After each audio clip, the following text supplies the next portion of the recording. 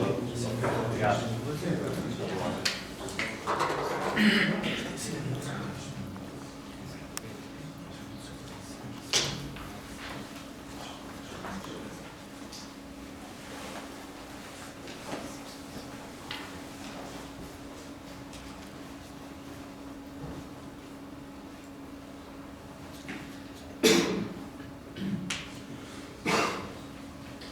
Olá, boa tarde a todos. No dia de hoje vamos falar sobre o scouting no futebol semiprofissional. Para nos ajudar a entender melhor este assunto, temos connosco André da Silva, comentador desportivo, fez parte da equipa técnica da Abel Ferreira no PAOK e no Palmeiras como analista. É também cofundador da Scout Radar e Head of Scouting no Lessa Futebol Clube. Temos também connosco o professor António Barbosa, professor aqui no IP Maia e treinador principal de futebol, tendo já contado com passagens por clubes como o Lanque Vila Verdense, o Trofense e o Varzim. Agradecemos desde já a vossa presença. Para os menos entendidos, vou tentar dar uma noção básica daquilo que é o scouting, que tem como foco a identificação e a avaliação dos jogadores com capacidade e ou potencial para ingressar no plantel de um clube. Antes de dar início à nossa conversa com os nossos convidados, passo então a palavra ao professor Luís Marques.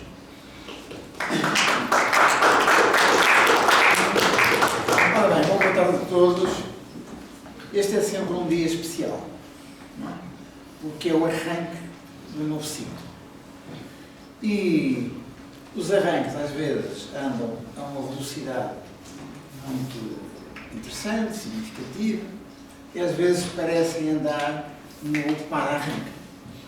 Este evento, quero em primeiro lugar saudar os nossos convidados, agradecer muito a disponibilidade para estarem aqui connosco, que é sempre um momento muito especial dentro deste tipo de curso e da forma como nós concebemos este curso há vários anos. E este é o 16º ciclo que fazemos desta unidade que se chama Seminário 8, que é uma unidade que eu tenho conhecimento, não existe em nenhuma universidade. Não existe em nenhuma. Porque tem uma característica muito especial na sua estrutura, no seu desenvolvimento e no seu enriquecimento passo a passo, dia a dia, dos próprios eventos. Se nós fizéssemos uma contagem, que eu não tive a oportunidade de fazer, mas sei que já ultrapassámos os 100 eventos no âmbito desta unidade de seminário.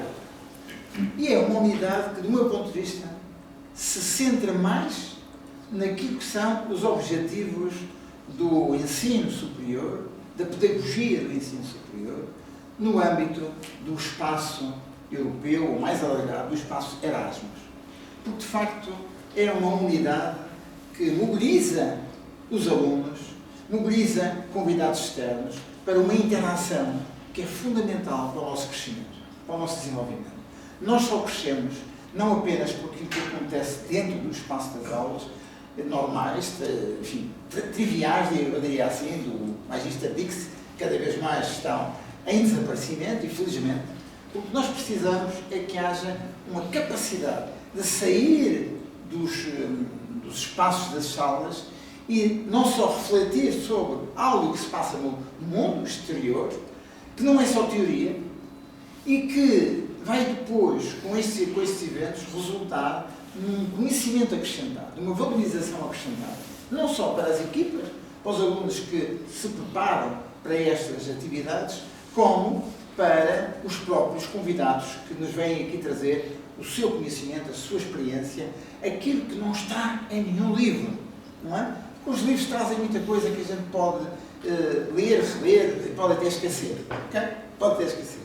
O que nós não podemos esquecer é aquela dose de enriquecimento que recebemos nestes momentos que nos são particularmente importantes, quer pela capacidade dos alunos de serem organizados o evento, quer pelo contributo dos nossos convidados.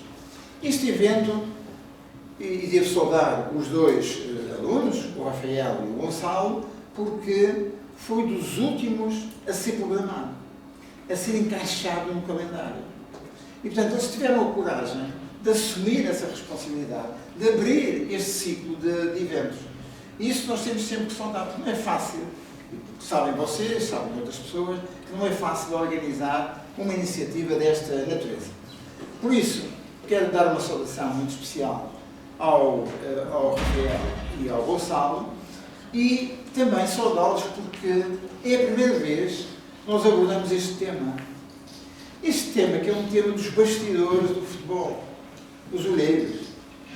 O Cristiano Ronaldo é o Cristiano Ronaldo porque houve alguém que há muitos anos, ele tinha, creio que 8 anos ou 12 anos, quando alguém reparou que ele andava no Andorinha, no Santo António. Em Lisboa, eu fui aí, foi no Andorinha que ele começou. Foi no Andorinha, foi a base. Entrou para lá com 5 anos, 6 anos, não sei. Bom, e portanto, esta função do olheiro é fundamental, mas está escondida e nunca se abordou, quer dizer, no espaço da comunicação. Deve-se ter abordado eventualmente no espaço do curso de desporto, eventualmente. Mas do ponto de vista público nunca se abordou. E portanto, é mais um elemento de saudação dos alunos que agarraram neste tema e quiseram trazê-lo a uma reflexão nossa.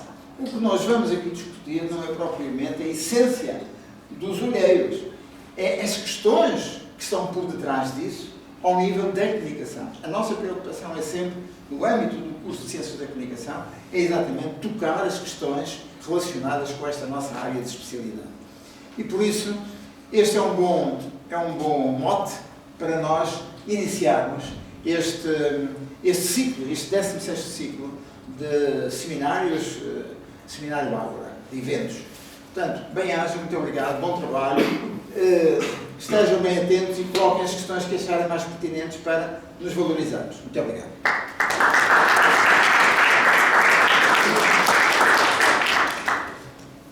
Antes de mais, boa tarde, António e André.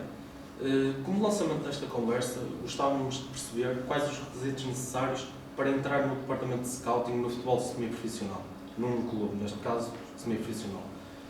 Queria começar pelo André, queria que nos desse a sua opinião e depois passamos ao António para discutir as ideias. Por favor. Antes de mais, boa tarde a todos.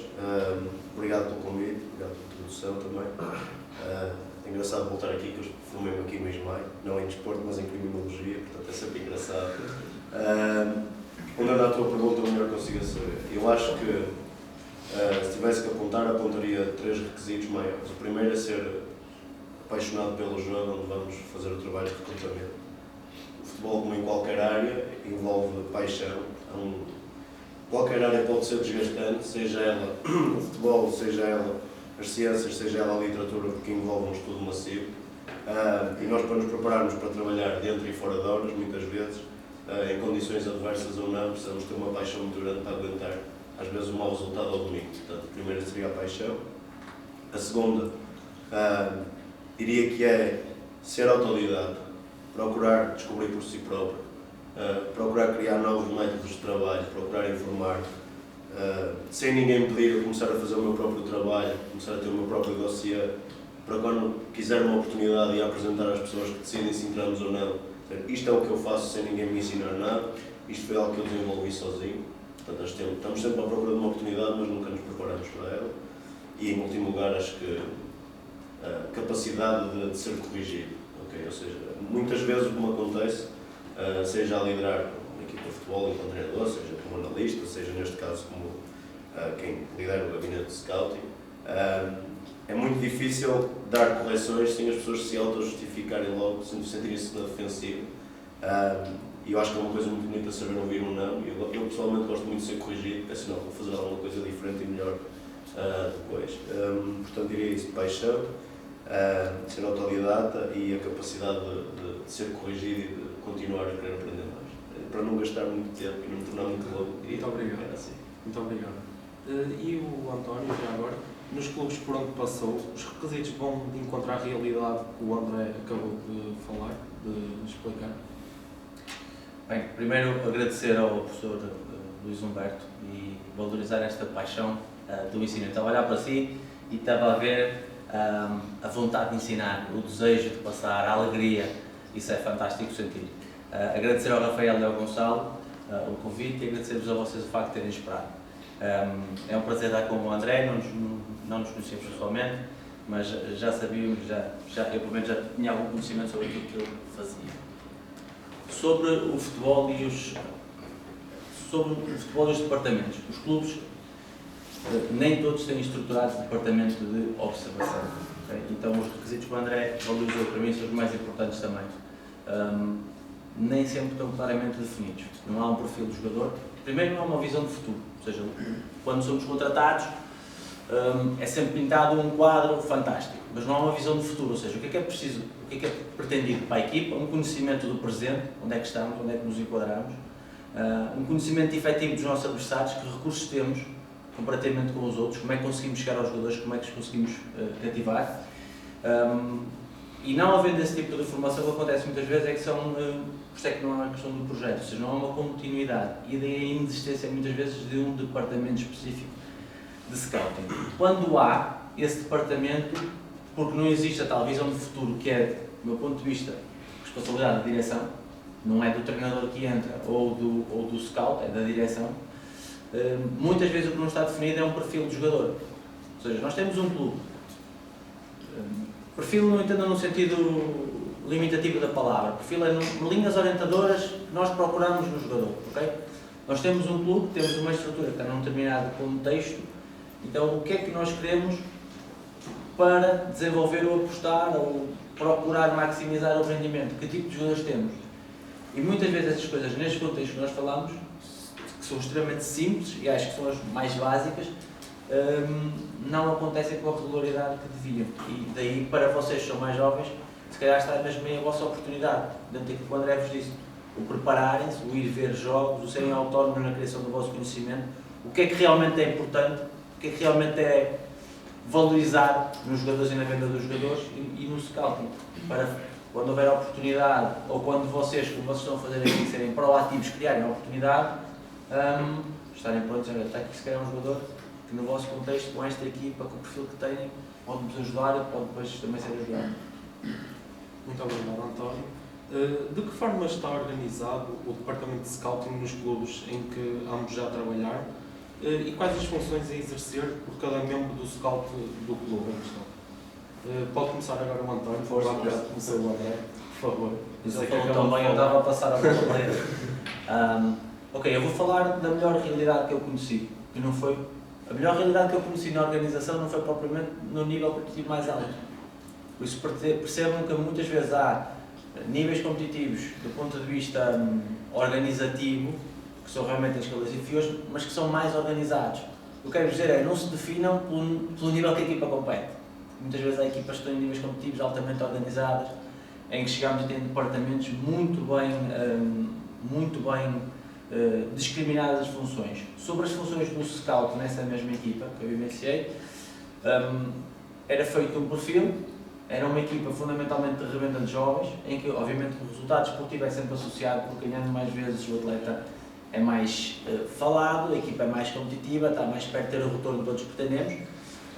Existia um perfil de tipo de treinador que queria, ou seja, queria um treinador fundamentalmente que jogasse em ataque posicional, que tivesse a capacidade e a destreza natural de trabalhar com os jovens, mas também ao mesmo tempo ter um conjunto de pilares que ajudavam a desenvolver esses jogadores. E depois, fundamentalmente, naquilo que fazia o scout, nós tínhamos o tal perfil, uma coisa que o André disse, e muito bem, é preciso ter muita paixão, porque é preciso fazer muitos jogos, e para se fazer muitos jogos, principalmente na observação direta, ir ao sítio e observar, gasta-se muito tempo na estrada, estamos muito tempo sozinhos.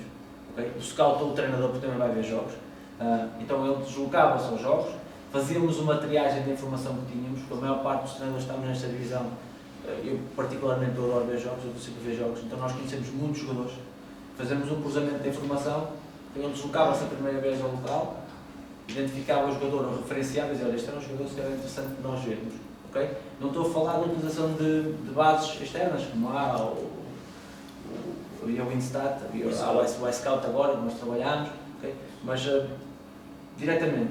E a partir daí fazemos um follow-up, certo? Ou seja, vamos acompanhar o jogador. Num determinado momento em que nós evidenciávamos que o jogador tinha tal perfil, encaixava-se naquilo que era a ideia do clube, tinha tal capacidade, então aí passaríamos para a direção começava a entrar, a procurar negociar com o jogador o mais rapidamente possível. Muito obrigado, André. Pronto, eu concordo a 100% com aquilo que o António disse, não estamos aqui a trocar galhardetes, mas está a fazer sentido. Se calhar aqui a resposta é um bocadinho mais longa, porque perguntas-me como é que organizava o departamento. Quando me foi desafiado, e se calhar aqui vai soar um bocadinho estranho, porque a data, o Lessa, onde eu trabalho agora, encontra-se na 5ª divisão.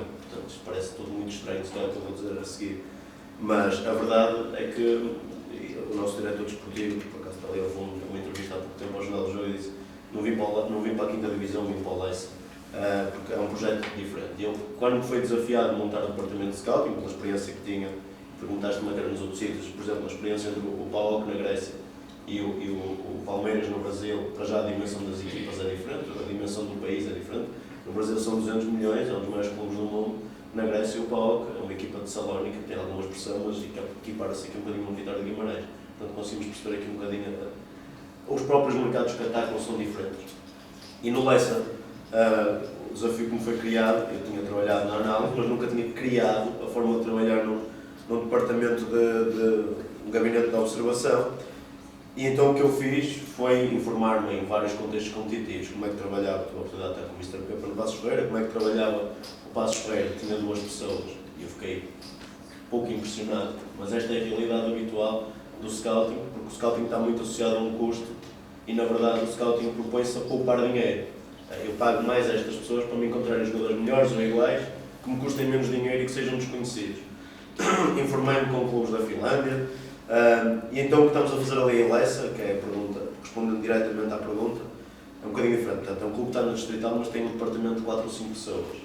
Okay? Eles todos estão divididos por mercados neste momento. Vamos supor, temos 3 scouts, cada um num campeonato numa divisão do Campeonato de Portugal, Série A, Série B, Série C, alguns vêm em Liga 3, controlamos distrital de Aveiro, Braga, Porto, damos uns saltinhos a Vila Real, Campeonato Nacional de Júniores, que é um mercado onde nós gostamos de ir buscar e que tem muita qualidade, e eu que não faço essa observação e logo o António falou, fico mais nos mercados periféricos. Nós este ano, por exemplo, trouxemos 2 jogadores colombianos, um diretamente da Colômbia, temos 2 nigerianos, temos 3 brasileiros, o resto do plantel é português, mas portanto demonstra aqui um bocadinho de... Tanto fomos buscar o André Leão, que quem segue futebol conhece bem, do Passos Ferreira, com 38 anos, porque o perfil, o treinador idealizava era aquele, como fomos buscar 2 miúdos à Nacional de Júniores, e as coisas felizmente estão a correr bem, não de correr mal, mas isso faz parte do processo. E então a forma é muito simples, portanto, nós, cada um deles tem os seus mercados, eles vão vendo os jogos, ou por o iScout, como falou o António, ou deslocam-se presencialmente. Por exemplo, esta semana fomos ver o Sinfãs Rezende, parece uma loucura o scout meter-se uma hora dentro do carro, porque não há qualquer plataforma de vídeo, mas era primeiro contra segundo, nós acreditamos que há talento em todo o lado. Prova disso, por exemplo, é o White, que agora foi para o Everton, custou 30 milhões e estava num União de Tiros há 5 anos atrás. Portanto, é este o papel que nós nos propomos a desenvolver. Vamos supor que ele encontrava um jogador que achasse que era uma mais-valia para aquilo que é o contexto importante da equipa que temos, o nosso modelo de jogo, o nosso treinador, o perfil que idealizamos. Se ele achar que isso faz sentido, leva para uma reunião semanal, debate com os colegas. Se for validado por ele, é importante nós levarmos os outros 3 scouts a ver esse jogador para cruzar a informação, porque os meus olhos veem e gostam, se calhar estes olhos veem e não gostam. Se passar na sala toda e toda a gente validar o jogador, chega a mim, a esta tal pirâmide, e eu tomo a decisão, e em conjunto com o diretor desportivo, tentamos saber como é que ele é mentalmente. Como é que namora, não namora, é casado, não é, tem filhos, não tem, onde é que jogou na formação, tem emprego ou não tem, faz disto vida ou não faz, está preparado para abdicar e para treinar de manhã, vai precisar de alojamento ou não vai. Nós neste momento temos 8 jogadores alojados em Leicester, em boas condições, que é uma coisa que é mandatória no nosso projeto. Também é um perigo muito grande do futebol aqui em Portugal, as condições em que se traz talento e os coloca. Depois esperamos que ele dê resultados, apesar de não lhe darmos a melhor comida, a melhor carne, o melhor descanso. Pronto, este é mais ou menos o processo. Chegando ao final do trimestre, ou o que definirmos na altura, temos aquilo que nós chamamos de One Sombra, que muita gente deve conhecer, que não é nada mais, nada menos do que nós jogamos, neste momento estamos a jogar em 4-2-3-1. Então nós temos um 4-2-3-1 desenhado no nosso quadro, e nós sabemos que amanhã, se sair um titular imediato e eu quiser trazer para alguém com igual ou maior qualidade, é a opção A. Se eu quiser alguém para fazer uma segunda linha, é a opção B. Se eu quiser alguém que se calhar é uma oportunidade de negócio, mas eu não tenho tanta certeza, é a opção C. E temos a opção D, que é um jovem com talento, normalmente é um júnior ou alguém que está perdido numa divisão muito baixa. E a partir daí, lá está mais uma vez, trabalho de diretor desportivo na pesquisa, para as condições do negócio. Portanto, é um trabalho mesmo muito exaustivo Obviamente, e aqui abrindo o jogo, isto acontece em 15, 20 clubes no país. A verdade é esta. Falo com conhecimento de causa. Não estou a tentar vender aqui o projeto do Leça, mas é a verdade. E quem quiser, deixe já o convite à sala, pode colocar-se lá. Nós recebemos, podem assistir a uma reunião, ver como é que preparamos as coisas. Temos todo o gosto em receber-vos e em abrir-vos a porta. Depois o scouting tem uma coisa muito engraçada, que é, muitas vezes nós associamos com o jogador, estamos todos de acordo, o treinador gosta, o diretor desportivo diz que ele tem uma comunicação porreira, ele chega, acabou com a namorada, não rende, e depois a culpa é de quem? Morre solteira, não é? E o scouting também, o scout em si tem que estar preparado para falhar. E o grande problema para mim no scout, aliás, os dois problemas são o scout que, escolher as minhas palavras, o scout que falha uma vez e deixa de enviar nomes, porque não quer falhar mais, porque acha que esta é a sua oportunidade, e há o scout que não tem problemas em dizer, não, ele está num nível baixo, mas eu vejo aqui talento suficiente, a minha responsabilidade este nome vai para a mesa, e depois saber argumentar isto. Portanto, esta é a forma como está organizado, outras realidades, por uma questão de elegância, não vou comentar, mas esta é a forma como nós neste momento temos o departamento organizado. Muito obrigado. Okay. E são impostos normalmente alguns métodos pelos responsáveis do clube na observação dos jogadores, tendo em conta a política dos clubes. Podemos começar pelo António. Sim, só uma situação que nós também fazemos. Nós, quando vamos para um determinado mercado, ou pelo menos quando vou, faço a divisão dos jogadores em diferentes categorias. O André já tocou em muitas, é jovem.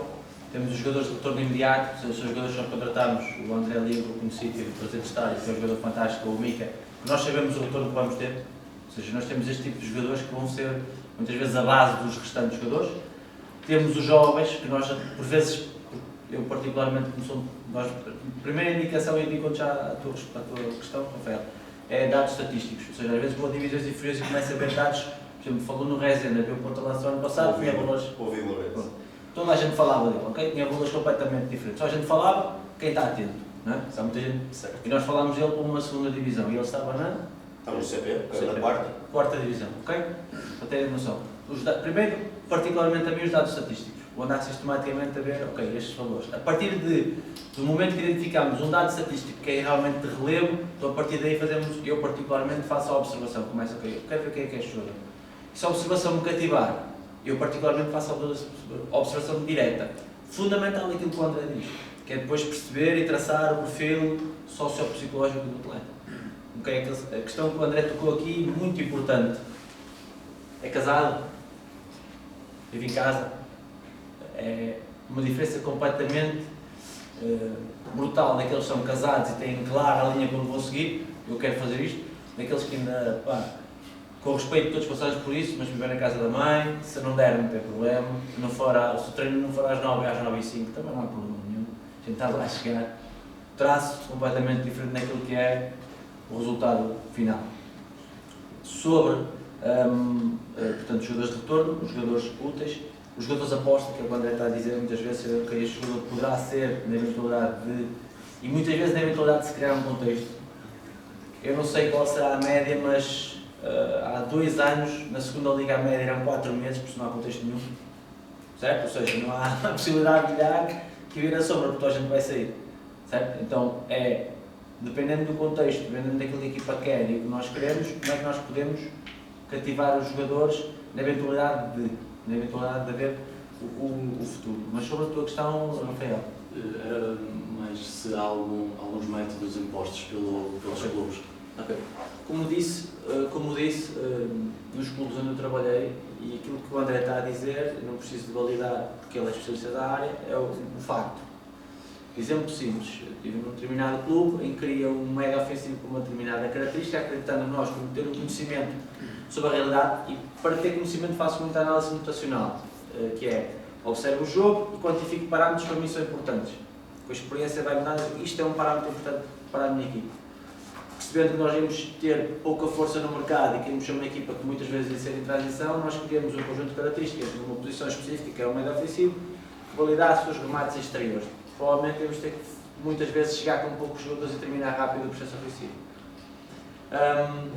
E quando eu caracterizei isso, fiz um perfil e entreguei à direção, apareceu-me um jogador que não fazia o remate fora da área há 3 anos. Isto é uma realidade. Ou seja, nós estamos às vezes pedimos metas de níveis, depois nós, penso que é o mais adequado, temos que nos ajustar e facilitar, não é aceitar aquilo que nos está a ser dado, mas facilitar de forma que a pessoa perceba aquilo que vai ser o total rendimento. Que é o que o André disse há pouco, explicar às pessoas porque é que aquela pessoa vai ser importante para nós naquele contexto. Se utilizarmos métricas, a maior parte das vezes não. Eu particularmente, fazendo o papel contrário agora como treinador, quando a direção fala num jogador e diz, olha, este jogador é um jogador interessante que devemos observar, eu faço a tal análise de acordo com o perfil do jogador, aquilo que é o meu conhecimento da divisão, aquilo que esperamos que seja o rendimento do jogador, faço análise mutacional sobre o jogador. Além dos dados, o iScout e o InStat, nem sempre a fiabilidade é máxima. A fiabilidade é a capacidade que o Rafael tem de observar e o Gonçalo observar e os dois observarem a mesma coisa. Nem sempre é máxima, por isso eu procuro fazer independente. Numa fase inicial, para falar de uma triagem, depois de ser referenciado, vejo o jogo, só o jogo completamente livre, depois vejo só as ações do jogador, okay? E a partir daí procuro quantificar determinadas ações que acham determinantes para um meio defensivo, para um lateral, para um ala, que acreditamos que seja um jogador para chegar e para vender.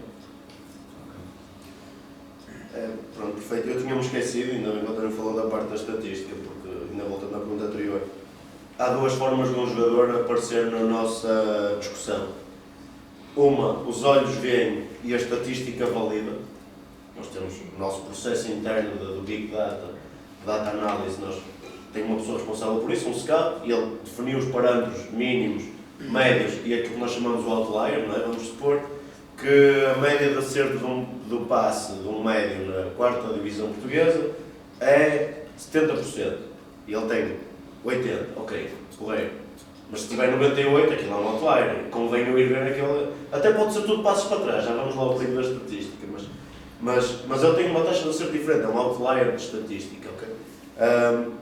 E então, ou seja, ou a estatística me diz, vai ver este gajo, porque ele é bom, e nós vamos ver, ok? Ou o olho humano detecta talento, mas espera, cuidado, os olhos enganam, vamos lá ver. Eu vou-te dar alguns exemplos do perigo do olho humano. Por exemplo, todos nós, isto chama-se condicionamento, quem vê futebol durante muito tempo.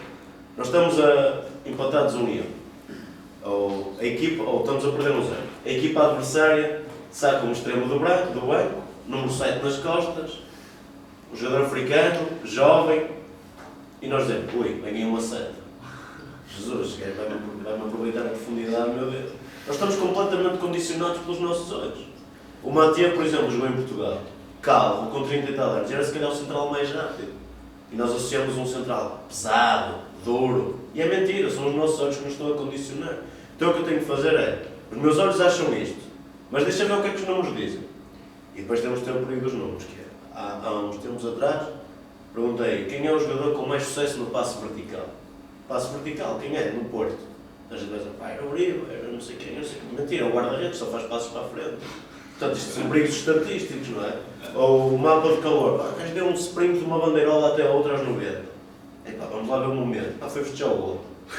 Estamos a perceber, isto acontece em Big Data, nós somos enganados pela estatística. Esta é a realidade. Portanto, é preciso ter muito cuidado com a interpretação dos números.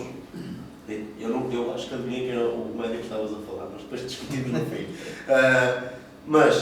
Respondendo à tua pergunta, há claramente indicadores. Neste caso, eles partem do presidente. Eu, obviamente, tenho a sorte de estar também como diretor de futebol. Portanto, o head of scout valida e o diretor de futebol é o mesmo. Portanto, era estranho não dizer. Não concordo contigo, André. Mas, portanto, tenho esta facilidade, tenho bastante relação com o presidente. Mas, claro que há indicadores. Eu falou aqui do Mica, por exemplo. O Mica é aquele central que nós fomos buscar porque havia todas as pessoas a quem fomos perguntar disseram é o melhor líder que vocês podem ter. Todo o grupo adora o Mica. O Mica não fazia parte de um perfil vendável, nós não vamos fazer dinheiro com o Mica.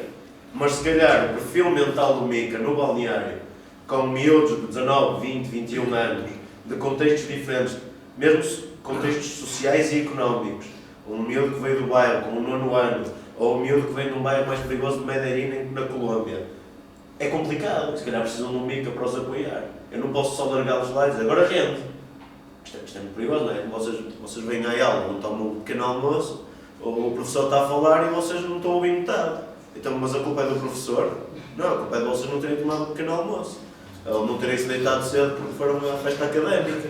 Portanto, isto é o contexto social e económico que muitas vezes influencia a performance do jogador. Respondendo às diretrizes, sim, neste caso, no caso do Leicester, o treinador decidiu criar 2 ou 3 elementos com experiência, portanto, trazemos o Mico, o André Leão e o Gil, que já tinha sido campeão da quarta divisão. E depois eu tenho um plantel de 24 jogadores, em que só tenho 3 jogadores acima dos 30, e abaixo desse tenho 2 de 27 e o resto tem tudo de 24 para baixo. Ainda temos lá os Zé Domingos, pronto, teve no Lanco, mas os Zé Domingos é um caso diferente. Mas pronto, ou seja, é preciso perceber que o grupo tem as suas próprias dinâmicas e no futebol nós cometemos um erro muito grande em comparação com qualquer outra empresa e qualquer outro trabalho. Que é, amanhã compro um computador para ter aqui na sala de aula e eu tenho cuidado com o computador, porque eu investi nele, ele vai ter que me dar um retorno, nem que seja de apresentar as coisas. E no futebol o que nós esperamos é, eu invisto num ativo, e neste caso o ativo é o jogador é o nosso maior ativo, e depois não o protejo. Não sei se ele descansa, se come, se dorme, lá está, se não mora, se está em casa dos pais, se precisa, se não precisa, a que horas se deitou, a que horas não se deitou, se tomou a suplementação, se não tomou. E eu ignoro completamente todos estes fatores. Deixo o jogador ao abandono e espero que ele renda. A mesma coisa que o teu computador lá fora apanha as chuvas, estragou-se. O computador não vale nada, não. Tu é que não soubeste condicionar e dar as condições suficientes para que ele performe. Portanto, há indicadores, mas todos os indicadores, dizia o professor Agostinho, não é? Casos especiais são todos aqueles que há no mundo. E eu acho que é um bocadinho isto. Cada caso é um caso, os jogadores não são todos iguais. E nisto o António saberá falar muito melhor do que eu. Os treinadores é que têm ali a dificuldade de estar ali no dia a dia. Trago e depois o treinador que trata e o diretor desportivo. Esta dificuldade de gerir a diretriz do jogador, o António está muito mais preparado para responder do que eu. Obrigado. Falando um pouco do futebol de formação, é realizado pelo próprio clube algum scout interno sobre o futebol de formação? Se sim, quais são os parâmetros para fazer com que um jogador da formação suba ao plantel principal? No Leicester temos o caso recente do Machado, estreou-se esta semana, Sim. certo? Gostava que me falasse um pouco disso. É rápida a resposta. Pronto, a verdade é que não. Não há grande processo de scouting interno neste momento. E dos mundos onde eu conheço e me informei, é muito pouco.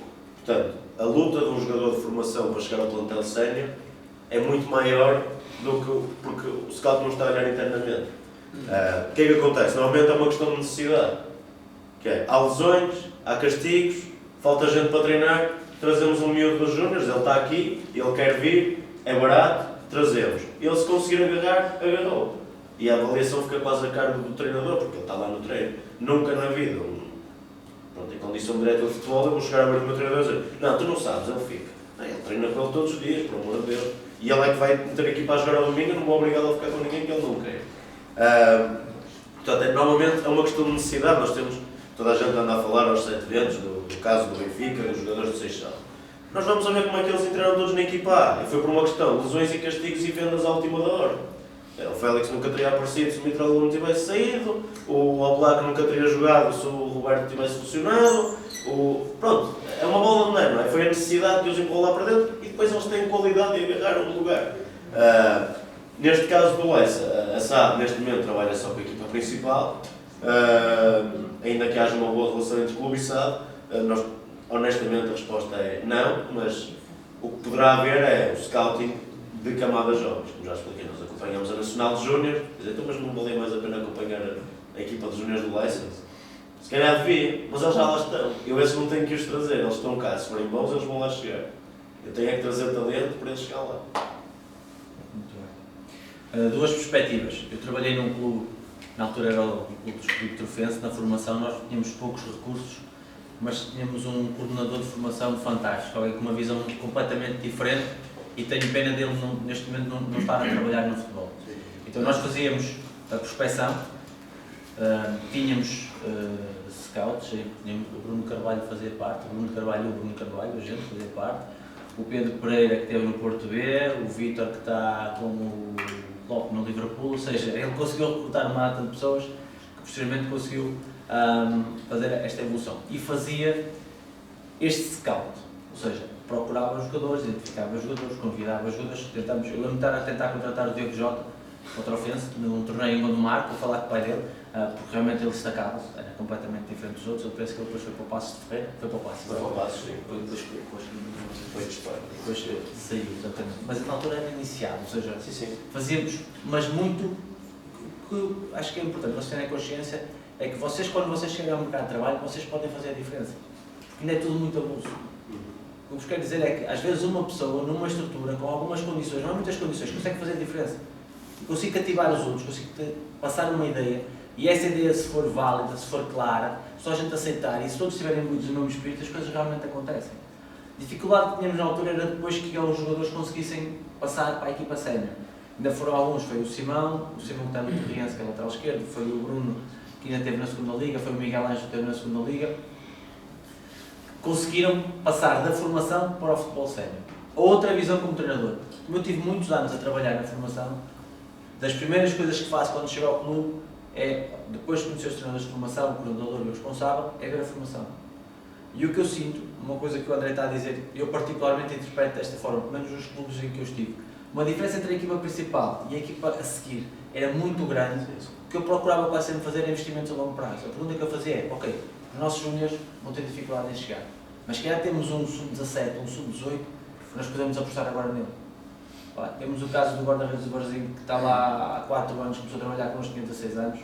Temos o Zé Carlos, que estava na equipa B, que o dia foi para o Vitória, que é lateral direito, estava na equipa B, referenciado pelo coordenador, ou seja, ele disse, identifiquemos os melhores jogadores. Nós fomos ver, ele era diferente dos outros, este vai trabalhar já connosco, ok? Mas temos muitos casos, temos, por exemplo, no Trofense, foi o Tomás, que era juvenil, começou a trabalhar connosco, parece que ele estuda aqui bem. Gosto de fazer sistematicamente isso, porque acho que essa ligação deve realmente existir, por vários motivos, até no sentido de filiação. O futebol realmente, neste momento, as melhores instituições são SAD e têm que ser, certo? Mas o sentido de pertença de um jogador, de uma família, é completamente diferente quando tem um júnior que jogou lá e que formação ele fez lá, ok? Este é um processo, também já experimentei outro processo, que é, eu acho que nós treinadores, como o André tem que dizer, é como o scout, tem que arriscar, não tem que ter medo de errar. Se errar, aprende qualquer coisa e a seguir tens de fazer melhor. Que é o quê? Pegarem jogadores que nós vimos que tínhamos potencial e em vez de fazer aquele trabalho que todos os anos fazem, que é ok, vamos pegar um jogador, ficar aqui um ano e pode ir embora, não, ele vai ficar connosco 3 anos. Enquanto eu estiver cá, ele vai ficar cá. E vamos ver é que conseguimos melhorar o rendimento. Jogadores da formação, locais, ou seja, duas formas diferentes de procurar maximizar a formação e procurar aproximar a formação da equipa sénior. Neste segundo exemplo que dei, não tive tanto sucesso porque realmente não conseguimos, não dá tempo. Ou seja, foram 2 anos, ainda assim ainda foram 2 anos, não é? já foi uma eternidade, mas não senti que esse trabalho não foi possível que os jogadores se aproximassem do rendimento que era necessário naquela altura, que era um 3º nível. Muito obrigado. Tanto o André como o António já estiveram, no caso do André ainda está, em plantéis com os jogadores estrangeiros. Gostava de perceber se existe scouting a nível internacional nos clubes profissionais ou se todos esses jogadores provenientes estrangeiros são oferecidos por empresários. Como é que isso funciona? Bem, eu tinha tocado no meu departamento, por acaso, há um scout neste momento está a seguir o Campeonato do Mundo Sub-17, está a decorrer na Indonésia. Obviamente, ignorar as maiores seleções do mundo, porque quer dizer, estamos a falar do Leicester, não é? Anda lá o City e o United e nós temos que ter noção do contexto interno. Mas, por exemplo, Indonésia, Cazaquistão, etc. Nós estamos a tentar fazer diferente, mas é mesmo muito difícil. Posto isto, da mesma forma que acabei a última resposta, de cada caso é um caso, há as 2 formas. Claro, nós temos neste momento, se não me engano, 6 ou 7 jogadores estrangeiros. Posso dizer, por exemplo, que o Juan, que era o colombiano, o lateral direito, estava a jogar em Portugal. Jogava na Liga Revelação, no Gil Vicente. Portanto, estamos a dizer, contrataram um colombiano. Sim, mas contratei-o em Barcelos, não é? Portanto, é um scouting internacional. Se calhar não é isto, mas é scouting internacional, não é? Amanhã o Benfica, o Porto, o Sport vão buscar o Bozanic ou o Boa Vista, isto não é scouting internacional, ele está a jogar cá, só queres lá o vago. Depois temos outros casos, o Santi, pelos vistos segues o Leicester, acho que toda a gente anda a falar do Santiago, é um miúdo com um conceito diferente, não é? Ou seja, o Santiago jogou cá 3 ou 4 meses em Júniors há 3 anos no Valadares, como era um miúdo de um contexto social muito complicado, nós aqui falamos dos hotspots de criminalidade, dos bairros, das grandes cidades, mas nós não temos muito bem noção do que é um hotspot de criminalidade. Que Medellín, comparado com os bairros daqui do Porto, são dois mundos completamente diferentes. Portanto, é um miúdo que veio cá com 17 anos e não se adapta, que é a coisa mais normal do mundo, conferenciado, o que é que nós temos que fazer? Há jogos deste campeonato? E aí, lá está, é o shot que temos que dar, que é, ele parece muito bom, o campo tem a mesma dimensão, a bola tem o mesmo tamanho, as balizas também. Quem faz aquilo lá, aquilo que é inerente a ele, como é tático, aquilo que é a velocidade, a potência, a condução de bola, os apoios bem colocados ou não, aquilo que nós podemos ver, arriscamos. Depois temos, por exemplo, dois casos, o Frank e o Ibrahim, que são dois nigerianos, estavam cá os dois a jogar em Portugal, um em Vila Caís, outro lá embaixo no Algarve, em Lagos. Portanto, eles são estrangeiros, mas são todos casos muito diferentes. Eu, por exemplo, posso dar o exemplo dos dois nigerianos. As pessoas olham para os dois nigerianos, é uma colagem. E depois eu vou falar com os dois e é, um é muito extrovertido, o outro não abre a boca. Um tenta falar português, o outro só inglês. Um é muçulmano, o outro é cristão. Tudo isto tem um impacto gigante. Tem um impacto gigante. Um plantel onde eu não tenho sequer um muçulmano e o Ibra ter que fazer 7 vezes a sua reza, não é? Ou seja, isto tudo são dinâmicas que nós nos esquecemos e que são fundamentais para contratar. São fundamentais no momento de decidir. Portanto, o scouting internacional existe, mas muitas vezes, honestamente, é embelezado. Muitas vezes é, olha, quem meteu cá o Ibra conhece mais 2 ou 3, queres que eles venham treinar? Isto para já, comigo, a minha forma de estar, não existe. Captações em séniores, mete-me sempre muita coisa. Ou estão muito bem referenciados e eu tenho alguma informação, ou não é. Porque o scouting em si, que é a tal deslocação que estamos a falar, que é mete no carro, vai sozinho. O scout está ali em cima, que foi assim fez, saiu de casa dele 1h30 antes, estacionou o carro, pagou o bilhete, pôs-se lá a ver o jogo, depois veio 1h30 para casa e morreu o domingo. A verdade é esta. Sempre sozinho. Ele e o seu caderno. Agora imaginamos isto internacionalmente. Obviamente que só acontece devido às plataformas que temos. Nós em 7 cliques eu estou a ver a primeira liga do Panamá. Mas aí voltamos à primeira intervenção da conversa, é paixão. Acabaste um dia de trabalho, não és profissional, começaste às 9, almoçaste, saíste às 6, foste no trânsito para casa, fizeste o jantar, arrumaste a roupa, jantaste, são 10 da noite, vai ver um jogo da primeira liga do Panamá, ou 3. Quem é que vai? Quem tem paixão por isto, não é? Portanto, este scouting internacional é um bocadinho perigoso. Ou temos departamentos muito longos e uma boa rede de contactos, porque depois é outro processo que é. Quisemos trazer o Santiago.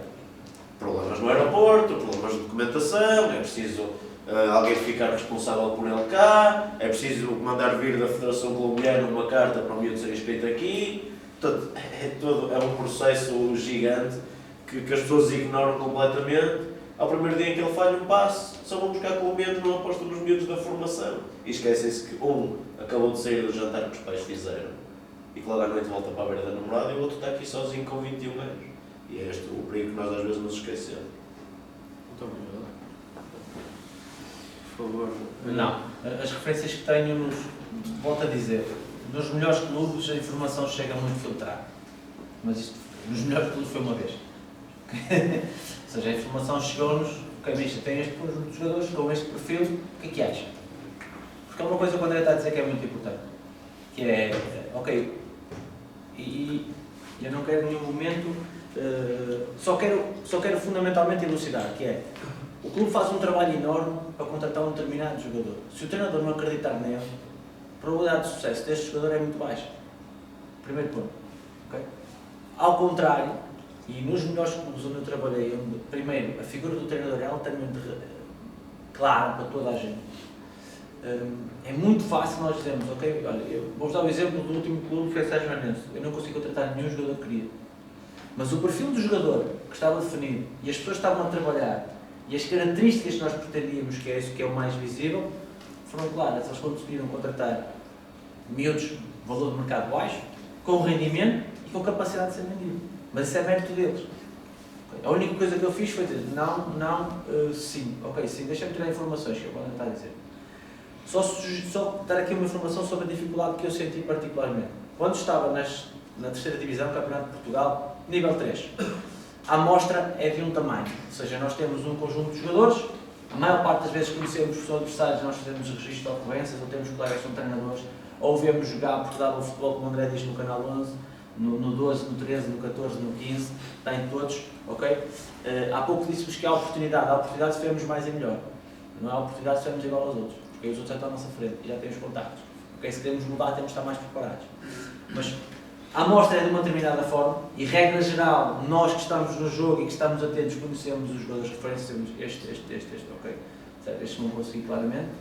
Experiências que tive, principalmente em níveis profissionais, a amostra é muito grande. E a forma como a informação nos chegava, que era pelos agentes, era muito difícil nós acompanharmos. Nós recebemos centenas de mensagens por dia, dos agentes, do diretor, do presidente. Nós temos que filtrar a informação e fazer o que o André disse, ordenar prioridades. Primeira prioridade, segunda prioridade, terceira prioridade. E é muito desgastante a equipas que temos baixos orçamentos e que está completamente desorganizado. Nós, para além de fazermos o trabalho, este trabalho estamos a dizer, ainda todos os dias vermos 30 jogadores e filtrá-los. E às vezes temos que voltar a ver, porque pá, se calhar este aqui é melhor que o outro. E chegamos ao fim e não tivemos nenhum. Pá, afinal não deu. Para que foi o trabalho? Mas é o trabalho, é o nosso trabalho, é dessa forma que o fazemos, infelizmente não foi. No melhor contexto, como vos dei o exemplo, as coisas foram simplesmente assim. Scout nacional e internacional, tem uma base muito grande de recrutamento, pessoas altamente capazes, através do perfil, conseguiram acertar no contexto onde estávamos, na realidade que estávamos, em jogadores de nível. Exemplo, por exemplo, eu estava a lembrar aqui do Trofense. Não fui eu, foi a empresa que identificou os jogadores e colocou, às vezes acontece esse tipo de situações, Mister, temos este jogador, é para você ver e para ficar cá, tudo bem, lá está a questão SAR, e foram buscar dois jogadores, que é o Capita Capenga, que é a maior venda de sempre da terceira divisão, foi para o Lille, e foram buscar o Benny Mucchisi, que seguramente vai jogar, espero, o Champions League. São dois jogadores que não referenciamos, com uma particularidade que o André está aqui a dizer de forma repetida, foi-lhes dado tempo. Ou seja, o Capita veio, não havia urgência, ele foi trabalhando connosco, não era obrigatório jogar nem pouco mais ou menos, senão também não estaria lá eu, e por isso é que também saí. Ou seja, está o jogador, é para desenvolver. Faça melhor. Com um que é, o André também já disse, perfil da equipa. O conjunto de jogadores da equipa, quem são os líderes da equipa que vão fazer crescer os miúdos. Porque vai errar e alguém vai ter que o orientar de uma forma pedagógica, positiva, perceber isto que está a ser dito várias vezes, que é, ele chega a casa e não tem quem corrigir. Às vezes não tem quem lhe comer. Às vezes não tem quem lhe diga como é que deve hidratar-se, dormir, quantas horas, como é que deve preparar-se mentalmente para um jogo, porque aqui é tudo muito aleatório. Como é que nós vamos conseguir ajudar estes jovens a terem depois sucesso? Ou seja, os jogadores vieram, foi-lhes dado tempo, já agora o Benny veio o Benny, o Mateuzinho, falta muito médico que também foi vendido do Trofense. Quem é que eram os médicos que estavam lá dele? André Leão e Vasco. Dois jogadores para fazer crescer são do melhor. Porque têm um conjunto de características que facilitam, personalidades muito diferentes, mas com um conjunto de características ótimas que facilitam o crescimento de outros, que também não é comum, não. Não é fácil para um jogador de 30 anos perceber que o espaço dele está a acabar e que às vezes ele vai estar fora da equipa para apostar no miúdo que vai jogar. Não é para o caminho, é para alguns. Muito obrigado. E em que escala é que a evolução das tecnologias, com o acesso mais facilitado a vídeos, publicações, relatórios sobre os jogadores, vos tem ajudado nesta tarefa do scouting? De que forma é que, lá está, as tecnologias, esta evolução, vos ajudam? Pronto, é fundamental, não é? Não há como esconder isso. É uma diferença entre eu gastar 15 horas ou gastar 3. É deslocação, estar lá ou apontar. Agora, o que é que acontece? Nós identificamos um jogador, ele está a jogar numa das primeiras 4 divisões do país, eu peço um scout para chegar a casa e ele vê um jogador em 4 horas. Então ele diz, ok, que perfil é que eu quero? Vamos supor. Vai ser meio referencial bem, mas pronto, o Jardel. Uma equipa que tinha o Jardel, identifica o perfil do Jardel. Mas depois é uma equipa que só defende e tem 40 metros para explorar de profundidade. Porquê é que eu quero o Jardel? Eu tenho que jogar uma equipa dominadora, que faça cruzamentos para a área. Depois diz, mas o Jardel é mau. Não, o Jardel é ótimo, só não é para mim. Não é? É como um casaco bonito XXL, pá, é fixe, mas a mim não me serve. E essa é a questão. E depois a questão do acesso ao vídeo, a questão de o Google Drive, os relatórios, que é só preencher com estrelinhas ou com numeração ou escrever uma ou duas indicações. Eu chego ao iScout, peço um relatório automático e ele dá-me as ligações, os passos, as percentagens de acerto, o mapa de calor. Quer dizer, isto sem as tecnologias faz-se, mas é muito diferente. Isto eu diria que é igual também ao treinador, que é, não sei, vou falar, mas vou arriscar, que é, se eu não tiver o jogo filmado, antigamente para filmar os jogos era o fim do mundo. Se eu não tiver um jogo filmado, eu vou chegar a casa, a minha memória está super condicionada. Os meus olhos foram enganados porque está o adepto a falar, porque está não sei o quê, porque festejei a bola e distraí-me, porque estou a pensar na substituição, está a acontecer alguma coisa que eu não estou a ver. A análise do adversário, sem vídeo, como é que é? Mando lá um scout, ele aponta tudo no caderno, já quer dizer, eles fazem isto, isto e isto, e provas, mostra-me. Ou é a tua leitura, às vezes estamos dois a ver a mesma coisa e estamos a apontar coisas completamente diferentes. Portanto, as tecnologias são fundamentais e quem não se modernizar vai ficar para trás. Não há hipótese nenhuma. Muito obrigado, doutor. Pode dar a sua opinião. É muito de contra aquilo que eu tenho dito, que é a afinação visual entre as pessoas que estão a observar os jogadores. Nós falamos em perfil, falamos num jogador, mas o que acontece ao longo do tempo é que as pessoas começam a ver o mesmo, mas isto demora muito tempo. A ver o mesmo no sentido positivo, que é estas características representam-se desta forma. Okay? E as novas tecnologias permitem exatamente isso, é nós sentarmos 4 horas, nós vemos o mesmo jogador em conjunto. Olha, eu quero este jogador referência, ok? Este é o jogador referência, ok? Tem estas características, estás a ver, olha, consegue fazer diagonais, contrários, perceber o timing, o que é que seja, ok? Então vamos agora procurar outro jogador, o que estás a ver? E vamos debatendo e refutando. Às vezes, quando estamos a fazer uma observação direta, não temos essa possibilidade, nós vamos puxar para trás, não é? Estamos no campo, não conseguimos puxar a jogada para trás. Mas se educarmos, e se nos educarmos, porque há muitas coisas que vamos aprender com os outros, aquilo que estamos a procurar, nós conseguimos afinar. E realmente, as novas tecnologias, no sentido de fornecer informação, são muito importantes. Um aspecto que tocaste, que para mim não tem nenhum relevo, é os clipes de vídeo que são enviados. Ou seja, se vocês são agentes, não gastem energia, pelo menos para mim, a enviar clipes de 2 minutos. Certo? Ou melhor, eu vejo nos pontas de lança, quando o ponta de lança faz golo e o golo repete 2 vezes, isto não. É mais já não dá, ok? Este faz muitos golos, repete logo 2 vezes o mesmo. Porquê? Há o jogador e há uma referência, há uma intenção, a direção diz-nos, ok, isto é possível, certo? Então o que eu vou ver é, tirar o nome, a única coisa que eu tiro é o nome e vou à base que eu confio, o iScout, o Instat, qualquer que seja, ok? A partir do momento em que eu identifico que tenho o perfil que pretendemos, então passarmos para os passos seguintes. Ou seja, aqueles vídeos que vocês veem, ninguém liga nenhum, certo? Ninguém quer saber. E o André sabe isso porque eu recebo 100 e ele recebe 200. Okay? Ninguém quer saber. É óbvio que é algo que pode chamar a atenção, pode ser o fenómeno das massas, que é muitas pessoas falarem dele e que tanta gente fala e a gente, ok, deixa lá ver se é ou não, mas regra geral, quando nós vamos procurar um jogador, tiramos isto para fora. Aliás, a maior parte das vezes estamos a ver um jogador, eu pessoalmente estou sozinho e em silêncio. Se eu estou a olhar para aquilo, não estou a fazer mais nada, porque não consigo. Certo? Se tiver que extrair o meu ovo já não dá. Okay? Eu só vejo o jogador, só tenho essa capacidade muito limitada de o fazer. Por isso, sim, na medida do possível, perceber que a forma como a informação nos chega, o André disse há pouco e muitas vezes, e muito bem, direção do passe. Um dos aspectos que eu mais valorizo num jogador é a direção do passe e a tal eficácia do passe. Eu quero um jogador que queime estações, como quero chamar, ou que faça um passe frontal, como quero chamar. Ótimo, mas nós vamos à análise estatística e diz eficácia de passe e não quantifica exatamente isso. Uma das coisas que nós fazemos nos médios é perceber quantas vezes é que ele liga a bola para a frente. Jogar para trás e para o lado, como todos nós dizemos, até eu que sou meio coxo consigo fazer. Não tenho pressão, é uma situação de baixo perigo, mas também não traz à equipa aquilo que nós pretendemos. Os jogadores sejam capazes de acelerar o jogo, que nos aproximem da baliza, que seja uma equipa de chegada na baliza, não é um médio para aquilo que nós pretendemos. Por isso, sim, com cuidados. E em nenhum momento devemos, sempre que possível, ter boas ligações, que é o quê? O André falou num aspecto muito importante. Toda a gente disse que o MIC era isto. Nós temos um conjunto de pessoas, independentemente da ligação e da divisão, o que é que seja que nós ouvimos. Ou seja, eu pergunto ao André sobre um jogador hoje. Ele dá-me um conjunto de características e diz, pá, é mesmo isto. É óbvio que eu lhe vou ligar depois amanhã. Ok?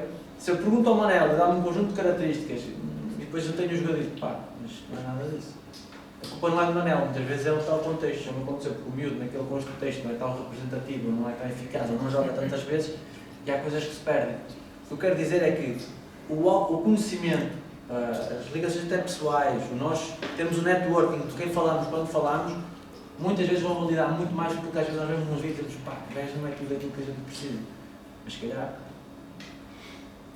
Muito obrigado.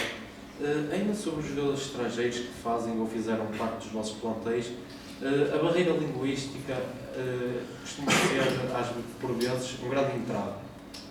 Visto que a sua comunicação e interação com os outros jogadores está condicionado, o que é que vocês acham disso, da barreira linguística entre os jogadores que fizeram parte dos vossos plantéis, estrangeiros com os jogadores de cá? Agora pode começar o António, por favor. Mas o André está aí tão bem. Aproveito sempre a show, acho que é mais fácil. Se for isso. Não, esta pergunta não é para estou a brincar. Não estou a brincar no que disse, o que é que nós procuramos fazer quando temos os jogadores estrangeiros? Tivemos jogadores coreanos, tivemos... Uma coisa que eu particularmente procuro conhecer, isto das interações que vou tendo com os colegas, e por isso é que também gosto de participar, porque vou aprendendo sempre muitas coisas, é ler um bocadinho sobre a cultura do país. Por exemplo, os jogadores de leste têm um tipo de comportamento, uma coisa simples, treinar bolas paradas é horrível. Bolas paradas analíticas é meio que é bom para nós criarmos confusões. Às vezes há um jeito, eu quero criar uma confusão, sei que aquele gajo vai criar um problema, eu monto o cenário, ele cria o problema e eu fico com aquilo que quero, que é criar o problema para chamar a atenção.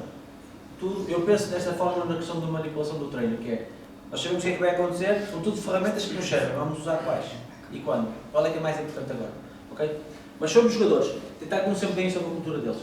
Depois tentar conhecer muito aquilo que eles são. Se têm irmãos, se não têm irmãos, se têm avós, ok? Através do tato individual. Procurar que todos os dias haja uma interação. Bom dia, boa tarde, como é que estás, teu filho, tua mãe? Tentar ter um conhecimento disso. E até através de um questionário que fazemos, uma coisa simples, mas depois procurar ir um bocadinho mais pessoal. Então, hoje é o dia de aniversário do teu filho. Quando tu dizes a primeira vez, meu filho, falei dele uma vez, sabes o nome do João? Ou seja, muda. Mas sobre a barreira linguística. Com isto que nós estamos a criar, são comportamentos de confiança. Nós confiamos nas pessoas, vamos criar confiança. E a confiança é o mais importante para nós desenvolvermos o que é que seja.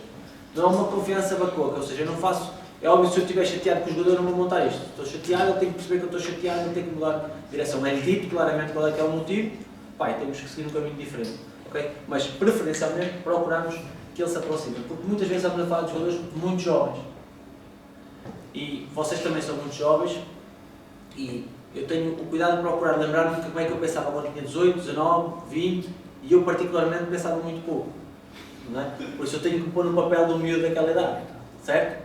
Então, a partir daí, tentar ajudá-lo. Esse é um ponto. Uma coisa que peço aos jogadores é que procurem interagir. E uma forma que procuro vender isto é exatamente muito simples, uma analogia que uso quase sempre.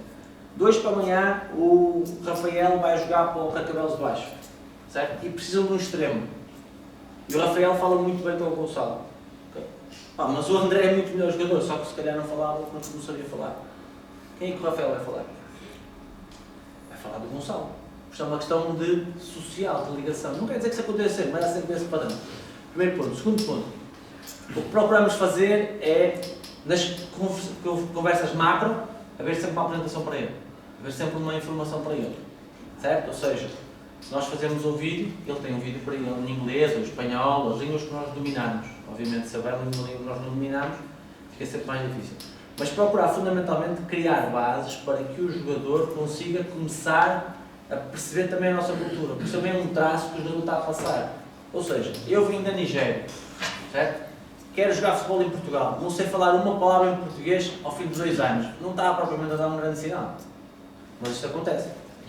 E é exatamente isso que lhes dizemos: olha, tu estás aqui há 2 anos, tu não sabes buscar um quilo de arroz, como é que vamos fazer isto? Certo? Então vamos começar gradualmente. Olha, tens que cumprimentar em português, tens que falar em português. Há situações de extremo, que é aqui só se fala em português, e podemos também usar isto. Mas eu não sei. Pá, já tiveste tempo para saber.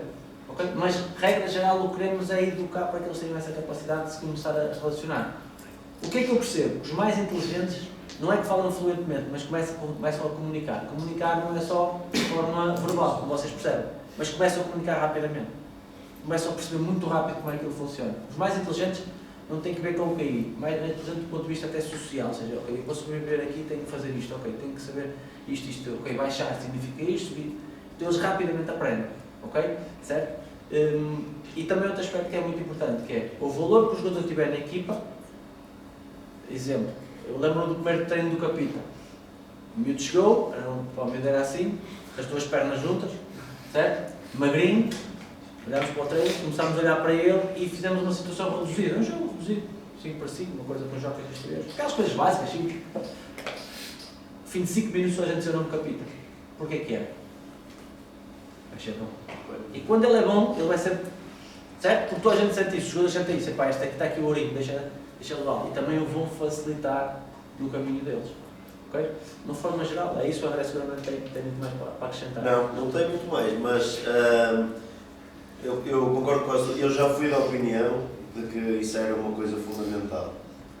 Falarem todos e compreenderem-se todos e podia falar português e ter que entender e ter que não sei o quê. Eu acho que é importante, mas é mais termómetro para medir o que termostato, para regular. Ou seja, eu quero dizer com isto, que é, o futebol tem uma linguagem universal, não é? Quem jogou a bola no nível mais baixo, ou mais alto, 4 ou 5 anos, amanhã para, sei lá, na Burkina Faso, vai já uma peladinha e aquilo, a malta entende. Seja pela body language, seja pela intuação do que estás a dizer, aquilo, o futebol é um bocadinho universal. Portanto, eu acho que é importante. Lá no Leicester, neste momento, tem os jogadores que eu digo, tu vais ter que ter aulas de português, já estás cá há demasiado tempo para nem sequer fazeres um esforço. Porque às vezes é nem sequer fazer um esforço, também é um indicativo de personalidade, de conformismo, de comodidade.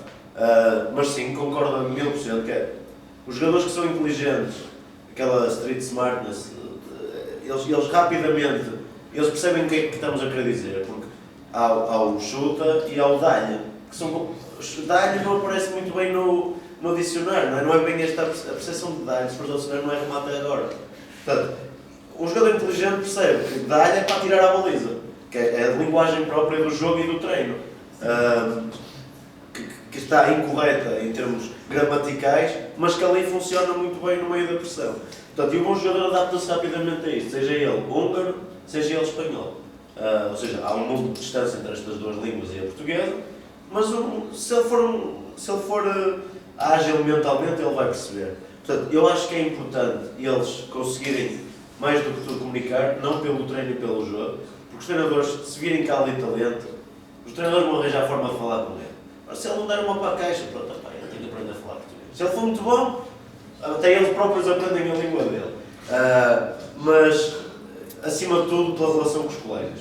Para não serem um eucalipto, para não secarem tudo à volta deles e conseguirem conviver, almoçar, pré-treino, pós-treino, porque para eles é importante. Normalmente esse jogador é o que está cá sozinho e aquilo vai ser a família dele durante 10 meses.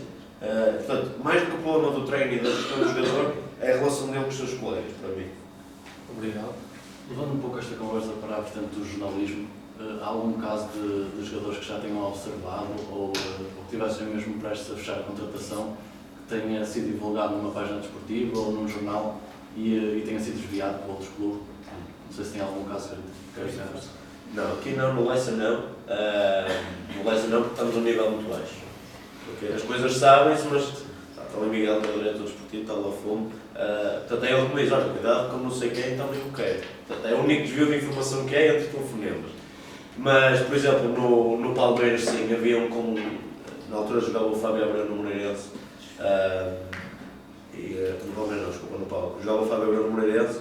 E a primeira vez que alguém falou com o Fábio Abreu, aquilo saiu em todo lado. Portanto, ele falou às 10 da manhã e às 11 da manhã o Fábio Abreu, certo no PAOC, já se fala em valor, já havia salário, já havia não sei o quê, e só foi perguntado ao Fábio quando é que acabava o contrato dele. Foi esta a pergunta. Portanto, sim, o jornalismo, para mim, e agora se me permitem a minha opinião, poderá estar nas 3, 4 profissões mais nobres do mundo. Médico, professor e depois jornalismo. O comunicar de forma imparcial, bem clara, a importância da forma como passam mensagens. O mundo hoje é muito imediato. Portanto, eu estou aqui hoje, se alguém tirar uma foto e me identificar no Instagram, o meu amigo que está a morar em Londres já sabe que eu estou no Ismael. Portanto, é assim que a informação circula. Portanto, não é essa não, mas a um alto nível. Primeiro fazem uma coisa muito má para nós scouts e para os clubes que é inflacionar preços. Mas só logo por aí, isto é terrível. Ou seja, o operário dos Açores, o Lusitânia dos Açores tinha lá um jogador que nós éramos maravilhados por ele. Okay? Ninguém sabia quem ele era. Ele agora está no Estrela da Amadora, posso dizer, é o Camilo Dourado. Portanto, ele passou da 5ª divisão para a 1ª. Ninguém sabia quem o Camilo era. A primeira vez que se faz o telefonema. Sim senhora, vamos ouvir, vamos falar. O segundo telefonema que fazemos ele custa 100 mil euros. Portanto, este é o perigo da fuga de informação no futebol, que é o inflacionar o preço. Porque, vou dar um exemplo. Imagina que eu neste momento estava sem trabalhar. Ok? E amanhã saiu uma notícia, o Benfica quer encontrar para o departamento de scouting. De repente, eu que tinha 0 propostas e não existe nenhuma do Benfica, vou ter 30 clubes a dizer, pá, devíamos buscar o André. E de repente eu sou mais caro, quando eu há uma hora atrás valia 0. Portanto, este é às vezes o problema das notícias espalhadas, muitas vezes também provocadas pelos clubes, que querem pôr o nome do jogador cá fora e querem vendê-lo e querem inflacioná-lo. Portanto, os maiores culpados disto são os clubes e quem sofre mais com isto são os clubes. Esta é a minha leitura.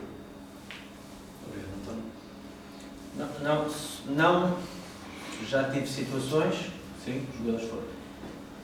Se nós estamos num contexto onde temos poucos recursos, e pegando um exemplo que o André deu, ou seja, temos um jogador que está numa divisão inferior, nós estamos numa divisão acima, mas temos pouco dinheiro, ou não temos dinheiro.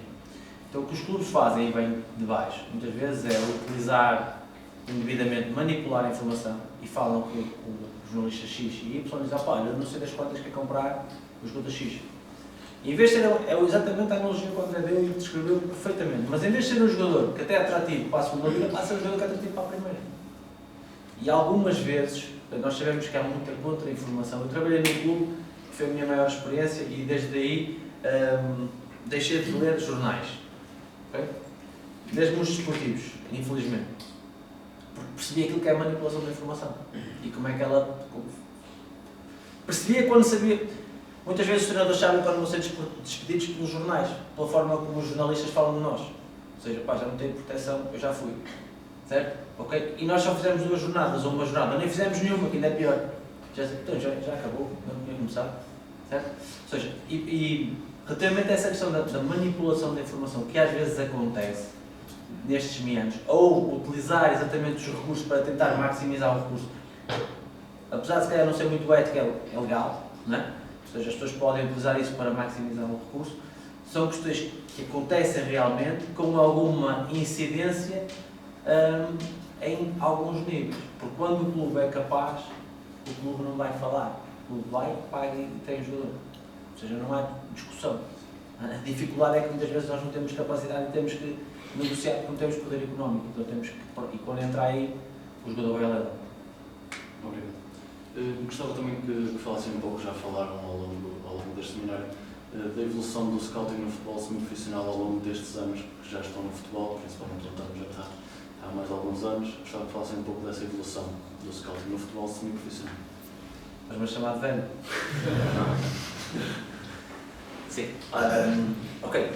A evolução tem sido claramente marcada por vários aspectos. Primeiro e mais importante, o maior passo que eu senti foi quando a Federação Portuguesa de Futebol começou a investir nas divisões inferiores. Okay? Quando nos deu, em primeira instância, uma licença, na altura do Instat, e nós podíamos começar a ver muitos jogos. Percebam que há 5 anos atrás nós não tínhamos jogos. Há 5 anos atrás. Se eu queria ter um jogo, eu falava com o André, que era meu adversário, isto aconteceu literalmente, há uns anos e dizia, olha, nós trocámos os jogos. Okay?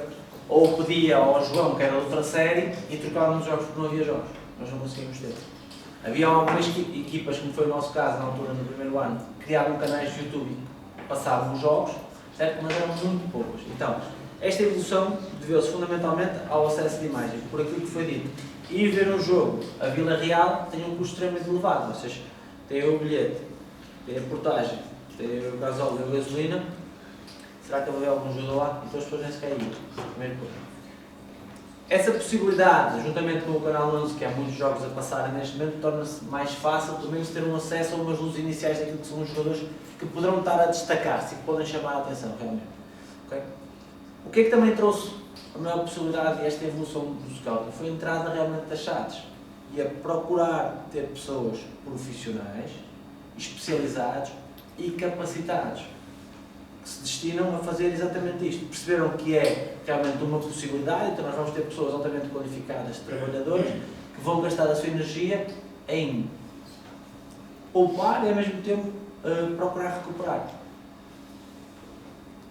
Neste momento em que eu estou fora, o que eu faço muitas vezes é entrar em contacto com outras pessoas, estou noutros níveis, perceber como é que eles funcionam. E uma das características que me chamou a atenção, um dos presidentes do clube de Primeira Liga Emergente foi exatamente o que ele me disse.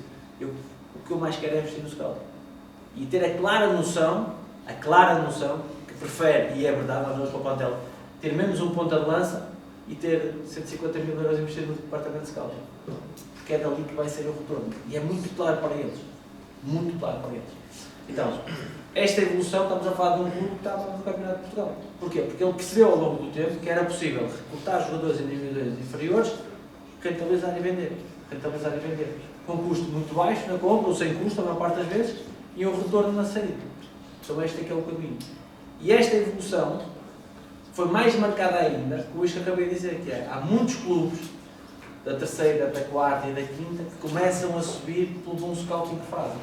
E conseguem ter uma base de alguns jogadores fortes e chave, como nós chamamos, jogadores de retorno naquela divisão, que conseguem contratar 4, 5 jogadores que nem conhecia e ao fim de 2 anos conseguem vendê-los. Isto obrigou a que os clubes percebessem que o modelo tinha que ser este, porque nós em Portugal temos poucos recursos, mas que o modelo tinha que ser este, que era um modelo viável e que com trabalho é possível realmente chegarmos a patamares superiores. Por isso o scouting eu penso que efetivamente está a ser visto como uma arma. Agora, quando nós não temos dinheiro para a equipa técnica, também não temos dinheiro para os jogadores, também não vamos ter dinheiro para o scouting, infelizmente ainda mais por aí. Mas essa foi, em traços gerais, aquilo que senti foi a grande mudança. É isso. Eu não vou alongar muito na resposta, porque ela é 99% uma colagem, mas eu acho mesmo isso, é que não existia scouting e agora existe pouco. É isto, no futebol semi-profissional, devido àquilo que o António disse, que é o aparecimento das SADs. As SADs são empresas e as empresas existem para uma coisa, que é para fazer dinheiro. E para fazer dinheiro precisas de duas coisas. Ganhar jogos, que é para os teus jogadores serem valorizados, que são os teus ativos, porque não vais vender a cadeira do Estado. Mas no teu lugar não há mais caro ou mais barato, mas no teu cascola ou camisola mais caro ou mais barato. Em vez de levar as 300 pessoas, leva as 800 ao estádio. Mas não é aí que as empresas sobrevivem. Sobrevivem a vender os seus ativos, o ativo ser valorizado. Portanto, eu não acho que haja projeto desportivo de sucesso a médio e longo prazo sem scouting. Podes ganhar uma vez, porque compras muito e toda a gente conhece. Assim, amanhã toda a gente vai ver o Brasil ou a Argentina e toda a gente sabe como é ser um jogador. Isso não é se fazer scouting, isso toda a gente conhece. Agora, ires ver o Blanco Vila Verdense, a Alverca, já é diferente. Já não é qualquer pessoa que chega ali e decide, escolhe e está tudo bem feito. Porque o futebol tem um grande problema. Primeiro, somos um país completamente obcecado pelo futebol, até de uma forma não saudável. E isso traz-nos um problema que é, toda a gente acha que percebe futebol. E eu vou ao médico, eu nunca digo, tenho a certeza, não acha que é melhor? Nunca. Nem no médico, nem nas compras, em lado nenhum, nem ao... Hoje fui ao mecânico, ele disse, é preciso mudar isto. Está bem, você que sabe, você que trabalha nisto. Mas no futebol não, nós somos capazes de ter um treinador, está aqui como o António, e se calhar, vamos amanhã ver a equipa dele, qualquer um de nós assim, eu tinha jogado não sei o quê, eu tinha tirado não sei o quê, como é que faz isto todos os dias, está lá com os jogadores todos os dias, formou-se, tem anos e horas disto, e nós achamos sempre na liberdade de estar a ver o jogo e dizer, Fernando Santos, percebes a lá, o homem fica para o europeu, não é? Ou seja, há uma liberdade, um conforto no mundo do futebol de dizer, eu fazia diferente, quando não, vocês não vêm aqui ao vosso professor e dizem, professor, não era melhor se não fazem isto, não é? Porque sabem que ele, em princípio, saberá muito mais que vocês sobre isto. E no futebol é um bocadinho igual. No futebol é um bocadinho igual. Eu acho que o aparecimento do scouting vem profissionalizar aquilo que era tudo aleatório. Que é, as equipas, o que é que acontecia nestas divisões? Estou mesmo a acabar para não aborrecer a sala, mas as equipas nestas divisões, tu dizes, eles este ano fizeram um campeonato incrível. E no ano a seguir quase que desciam. Porque não é nada, aquilo, não era aparecer um avançado bom. E no ano a seguir quem meteu lá o avançado era mau. Portanto, não há regularidade, porque nós nunca sabemos bem se vai sair bom ou vai sair mau. E o scouting vem controlar um bocadinho a aleatoriedade do jogo também. Muito obrigado. Agora, vocês já foram falando dos desafios. Queria que dissessem assim, os 3 maiores desafios, cada um, os 3 maiores desafios do scouting no futebol semi-profissional. Se tivessem de destacar 3, quais seriam? Vou começar, António. Maior é a sobrevivência. Não há retorno. Ou vocês podem andar há anos e anos e anos e não terem retorno. Acho que esse é um grande desafio. Acho que começa a existir, isto de começar, acho que quando usamos esta palavra está cada vez mais, este conjunto de palavras está cada vez mais, ou começa, não, é um contínuo, não é? Mas no momento há realmente uma filtragem grande. Há sempre talento a aparecer, é incrível, mas requer muitas horas para podermos identificar esse talento em qualquer divisão. Eu treinei na última divisão portuguesa. O primeiro choque que tive foi jogar contra uma equipa que tinha 4 ex-internacionais de diferentes países. Estamos a falar da última, são 7 divisões da primeira. Mas o maior choque que tive foi identificar as jogadoras que eu disse, este gajo jogava na terceira divisão. Okay? Ou seja, é necessariamente muita energia, uma grande continuidade de esforço para procurar identificar talento. Talento no sentido abrangente, ou seja, tem as capacidades volitivas, é resiliente, depois tem as capacidades técnicas, depois é um jogador culto, é que percebe as dinâmicas do jogo, okay? E já agora sobre a cultura dos jogadores, percebam que a maior parte dos jogadores são extremamente inteligentes. Exemplo simples, quando vocês aqui falam 3 línguas, fluentemente, é que é comum falar com um jogador que fala 3 línguas. E estamos a falar de um jogador que ninguém dá nada para ele, certo? Mas fala fluentemente 3 línguas, não fala bom dia, boa tarde, não fala em alemão, certo? Fala fluentemente 3 línguas. Por isso, portanto, sobrevivência,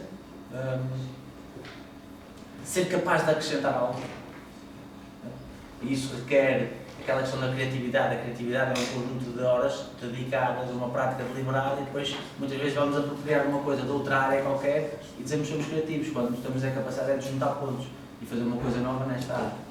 Ter essa capacidade e independência intelectual.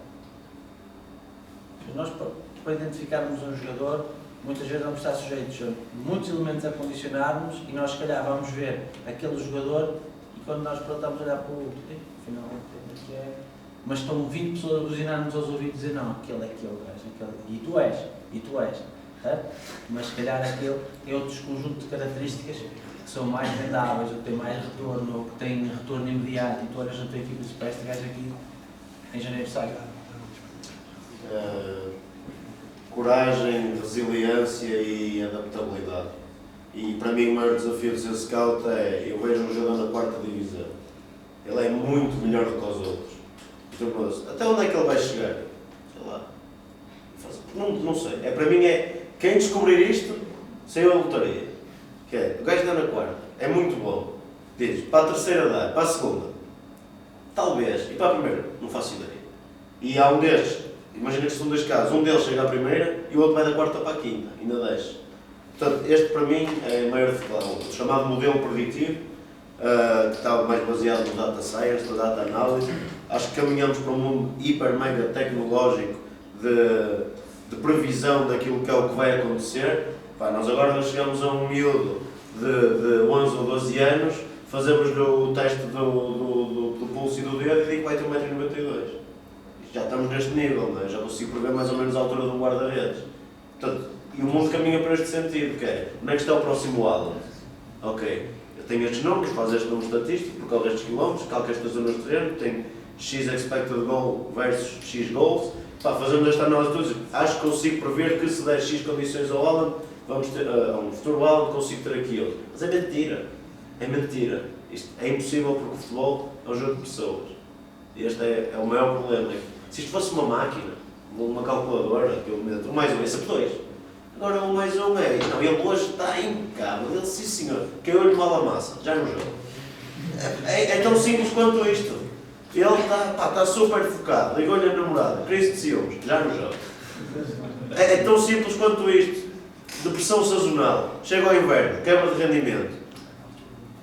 São fatores, nós somos todos idiosincráticos, não é? Somos todos pessoas muito diferentes, não é? Estou aqui, se calhar olho para a sala e há um que é mais sorridente, eu digo, olha, era meu filho com aquele aluno, ele é mais sorridente. E se calhar, na cabeça dele, está a ser o pior dia do ano. E ele está só aqui a fazer um freio porque tem que ser. Portanto, não, é muito difícil adivinharmos como é que alguém vai performar. Nós podemos controlar o ambiente que o rodeia, Mas os jogadores são pessoas e as pessoas esquecem-se disto. E acho que esta é a maior dificuldade. Muito obrigado. Agora, para finalizar as nossas questões, gostava de saber as ambições de cada um, o que almejam alcançar no futuro. Queria agora, pode começar o André. Posso começar? Isto vai parecer um bocadinho desmesurado, mas a ambição que eu tenho é de... Tenho duas ambições. Uma é muito arrogante, que é uma chamarem para mais vezes para me ouvir, porque eu gosto muito de me ouvir falar. É muito arrogante, mas mais a sério um bocadinho.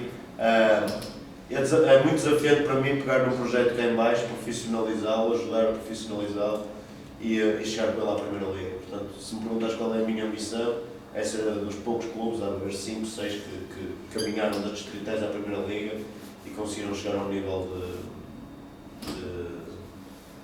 de aplauso coletivo pelo bom trabalho que fazem. Nós queremos marcar pela diferença no scouting em Portugal, já há quem o faça no estrangeiro, temos o Midtjylland, temos o Brentford, se vocês pesquisarem, são equipas que são geridas por um grupo de gamblers, na verdade, que é a malta que faz apostas, e que a malta que faz apostas e que anda nos casinos são tudo super matemáticos, a malta que não se engana. Isto é a malta que na matemática é lixada, estão a trazer a matemática para o jogo e nós queremos ser um dos casos de sucesso em Portugal. A minha ambição pessoal seria trabalhar com o meu clube a fazer aquilo que gosto. Não tinha muito mais do que isto, porque isto o jogo é bonito em todo lado. Quem adora o jogo é bonito em todo lado. Muito obrigado. A minha ambição é vir ouvir o André. Não, o tempo ensinou-me que aquela questão de onde é que tu queres chegar tem que ser muito voltada para onde é que tu queres chegar como pessoa. Então, ter a capacidade de continuar-me preparado. A oportunidade pode surgir ou não, mas nós temos de estar preparados. Eu acho que isso é o mais importante. Porque senão gera aquelas questões de ansiedade. O futuro não depende de nós, o que depende de nós é aquilo que nós conseguimos fazer sobre nós, a nossa preparação, a nossa capacidade de conhecimento e a nossa capacidade de estar disponível para ajudar os outros, porque é isso que o treinador tem que fazer, estar lá para ajudar, para criar soluções e de vez em quando para ser um bocado teimoso, senão André não tinha ninguém falar. Exatamente. Não é? Antes de dar como terminado o nosso seminário, gostávamos de saber se alguém na plateia tem alguma pergunta para fazer aos nossos convidados. Sim, Vitor. Posso começar então? Neste caso, ao bocado estavam a falar que também o jogador. É para os dois, Okay. mas já vamos. Deixa-me só formar depois. Neste caso, ao bocado falaram que os jogadores aparecem muito por oportunidade. Basicamente, o jogador está na equipa, na formação, e há uma lesão, e a equipa financeiramente não tem grandes condições, e ele é chamado. Temos um caso, neste caso, que é o clube que tem mais dificuldade na Primeira Liga, que é o Boa Vista, que podem escrever, e teve que recorrer a jogadores da formação. Por exemplo, o Balheiro, neste caso está associado ao Benfica, etc. Pronto. Acham que o scout, para além de ter um papel nesta procura de jogadores para poder rentabilizar no futuro, para ajudar os clubes a ser mais saudáveis financeiramente, tem também esse papel de, como fazem, ir ver jogos, por exemplo, de sub-18 e realmente tem essa pressão, de ver um jogo de sub-18 e ir ali buscar um diamante, por exemplo, se calhar este rapaz aqui vai-nos dar muito dinheiro e vai-nos levar aos patamares que nós queremos. Sentem essa pressão, neste caso o Leicester está numa altura que está a restabelecer financeiramente, ainda bem, e gostaria de saber se isso realmente é uma coisa que passa sempre pela cabeça do scout, se a saúde financeira do clube é uma das prioridades do... Deve ser para o diretor desportivo também, por exemplo, mas o scout também tem um papel muito importante nisto. Vou começar com o André também. Obrigado pela pergunta. Sim, acho que os dois focos são esses. Essa resposta é um sim claro, que é duas preocupações, rendimento desportivo e a cadeia sempre a mesma, rendimento financeiro. São empresas, que não tinha dito, os clubes são empresas. Portanto, nós neste momento o que fizemos, nós tivemos um desafio muito grande, nós vamos contratar 24 jogadores numa pré-época. O clube foi reanimado em 60 dias. Eu nem quero imaginar o que é estar do lado do treinador que é ter 24 jogadores que nunca jogaram nos outros nenhum. Mas assim que o plantel está feito, e mais uma vez eu deixei o convite, que é, tu vais assistir a uma reunião de scout e nós estamos a fazer como é que está a Nacional de Júniors, sub-18, sub-19, sub-17, no país inteiro. Porque os que estão lá estão prontos para jogar agora. Nós precisávamos disso. É o momento em que vivemos. Se calhar amanhã, e espero que corra tudo bem, se nós subirmos ao Campeonato de Portugal, que eu acredito que o vamos fazer, se nós subirmos ao Campeonato de Portugal, muda um bocadinho de figura. Eu já posso ser, ok, aqui já posso criar espaço para 3 ou 4 jovens crescerem e terem tempo, que era espaço e tempo que eu não tinha o ano passado, porque havia uma pressão grande do clube em galopar uma divisão. Portanto, a resposta é sim, nós acompanhamos, nós e todos os clubes que têm scouting acompanham até mais formação de sub-17, sub-18, sub-19, do que jogadores over 30 anos, porque rentabilidade é um ativo, é como o mercado de trabalho. O Malheiro, estava em Vila Verde, era juvenil, se fosse chamado para trabalhar comigo. O Malheiro tem uma história mais... Eu ia falar porque esqueci. O Malheiro tem uma coisa particular que para mim é fantástica, que é o Malheiro está no plantel principal do Boa Vista, era para ser dispensado, é emprestado ao Vila Verdense, faz 2 jogos ou 3. Não joga? Não joga. E depois na época a seguir o Regi Cana lesiona-se, ou o Nathan Santos lesionou-se e o Malheiro de repente não destaca. Na época seguinte o Boa Vista não conseguia escrever jogadores. Não, exatamente, mas ele teve que começar o campeonato, mas depois houve ali uns problemas e o Malheiro fixou-se porque houve um jogo na Madeira em que não tínhamos jogadores, etc. O Malheiro, nesse caso, fixou-se e é isso que eu acho que é importante também falar, que é, às vezes a formação, como falaram, às vezes a estatística é perigosa, porque o Malheiro no Vila Verdense, um scout que olha para ali, ok, temos este miúdo, é emprestado do Primeira Liga, e ele de repente apareceu ali, mas não jogou, o que é isto? E pronto, era só um dado importante, acho que eu força. Sobre isso, só 2 aspectos que eu acho que são dos jogadores que conheci, felizmente são muitos, que estavam e tive a oportunidade de estar ao lado deles. Há 2 traços que eu identifico claramente. Inteligência. A gente fala com eles uma coisa e aquele aspecto a gente não volta a falar com eles. Fala de coisas novas, mas a gente fala daquilo de... Pá. E acima de tudo é um dado consolidado. Ou seja qual for a dimensão que tu estejas a trabalhar sobre ele, aquilo deixou de ser um problema. A sensação que nos cria a nós, como treinadores, é pá, o gajo está aprendendo muito rápido. Como é que eu vou fazer isto? É tal inquietação que nós temos de ter para andar. E isso é espetacular. E a segunda é a resiliência. Claramente, então a gente fala da resiliência. Não, resiliência do ponto de vista operativo é não jogar, não ser convocado, não receber, não contar para o totoloto e o gajo todos os dias está lá, com a mesma cara. E a primeira pessoa que tu vês, como eu estava a dar exemplo, é lá um gajo que nem jogou e dá-te um sorriso, ou que perdeu e é o primeiro a entrar no balneário. Diz, pá, foi, este gajo vai lá, pá. A nível psicológico tem de ser isso para aguentar não jogar. Se calhar até tem um colega cá que está à frente dele, se calhar nem é melhor que ele, mas está no melhor momento. E eles... Os colegas nunca são melhores que os outros. Pois, está no melhor momento neste caso. Não. Está no melhor momento. E bem, na autoperceção do jogador, eu e tu estamos no mesmo lugar. E eu nunca vou ser melhor do que tu. E no dia em que essa autoperceção desaparecer, ele perde confiança. São questões que nós temos que perceber, ou então, como o André já disse, o gajo acomoda. Disse, pá, o gajo é melhor do que eu, deixa-me estar. Convém que haja sempre esta inquietação. Pá, o gajo está a ser chamado à seleção, como já me aconteceu. Outro gajo não acerta na bola no treino e temos jogadores a mim, mas eu sou melhor do que ele. E eu também não lhe vou dizer que ele não é melhor do que ele. O que eu lhe vou dizer é, olha, neste aspecto e neste aspecto, o teu colega não tem melhor rendimento do que tu. Porque no dia em que tu também matas o sonho do jogador, é o dia que também o afastaste. Ou seja, tu não contas, sai, vem outro. Ok? Eu acho que só se há 2 aspectos, que é, nas divisões inferiores é a preocupação de toda a gente dar retorno. O treinador tem que ter a percepção clara que quando vai para um clube é óbvio que ele tem que ganhar, mas tem que apostar em jovens que vão dar retorno, porque senão em Portugal a Liga 3 não é sustentável, o Campeonato de Portugal acredito muito menos, e para baixo ainda menos. A segunda Liga é capaz de ser sustentável ao segundo ano, porque ao primeiro ano os clubes não têm dinheiro para lutar contra as diferenças económicas dos outros clubes. E é a realidade que eu conheço. E mesmo que o clube já está há algum tempo, se houver esta ingestão, se não houver esta visão de futuro, se não houver esta aposta, deixam de ter dinheiro.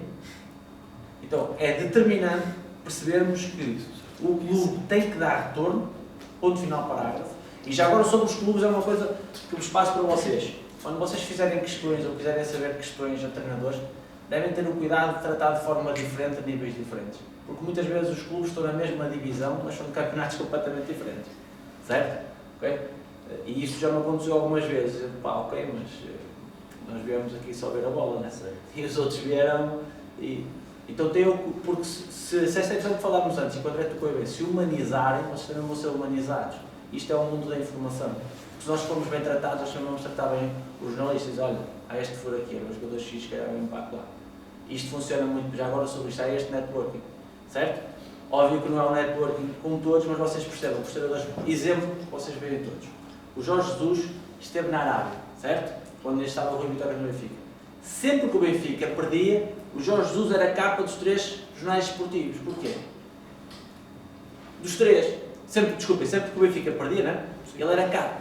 Como é que ele conseguia isso? Quem é que o punha na capa? Os jornalistas. Porque Certo? pagam mais dinheiro, o que as pessoas queriam ver, não é?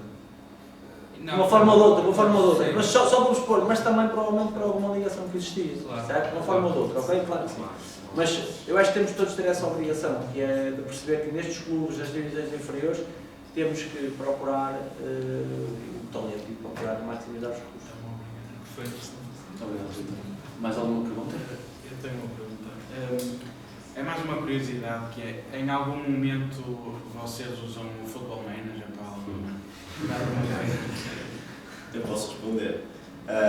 Quando comecei a montar o departamento, eu joguei muito futebol, mais demasiadas horas até.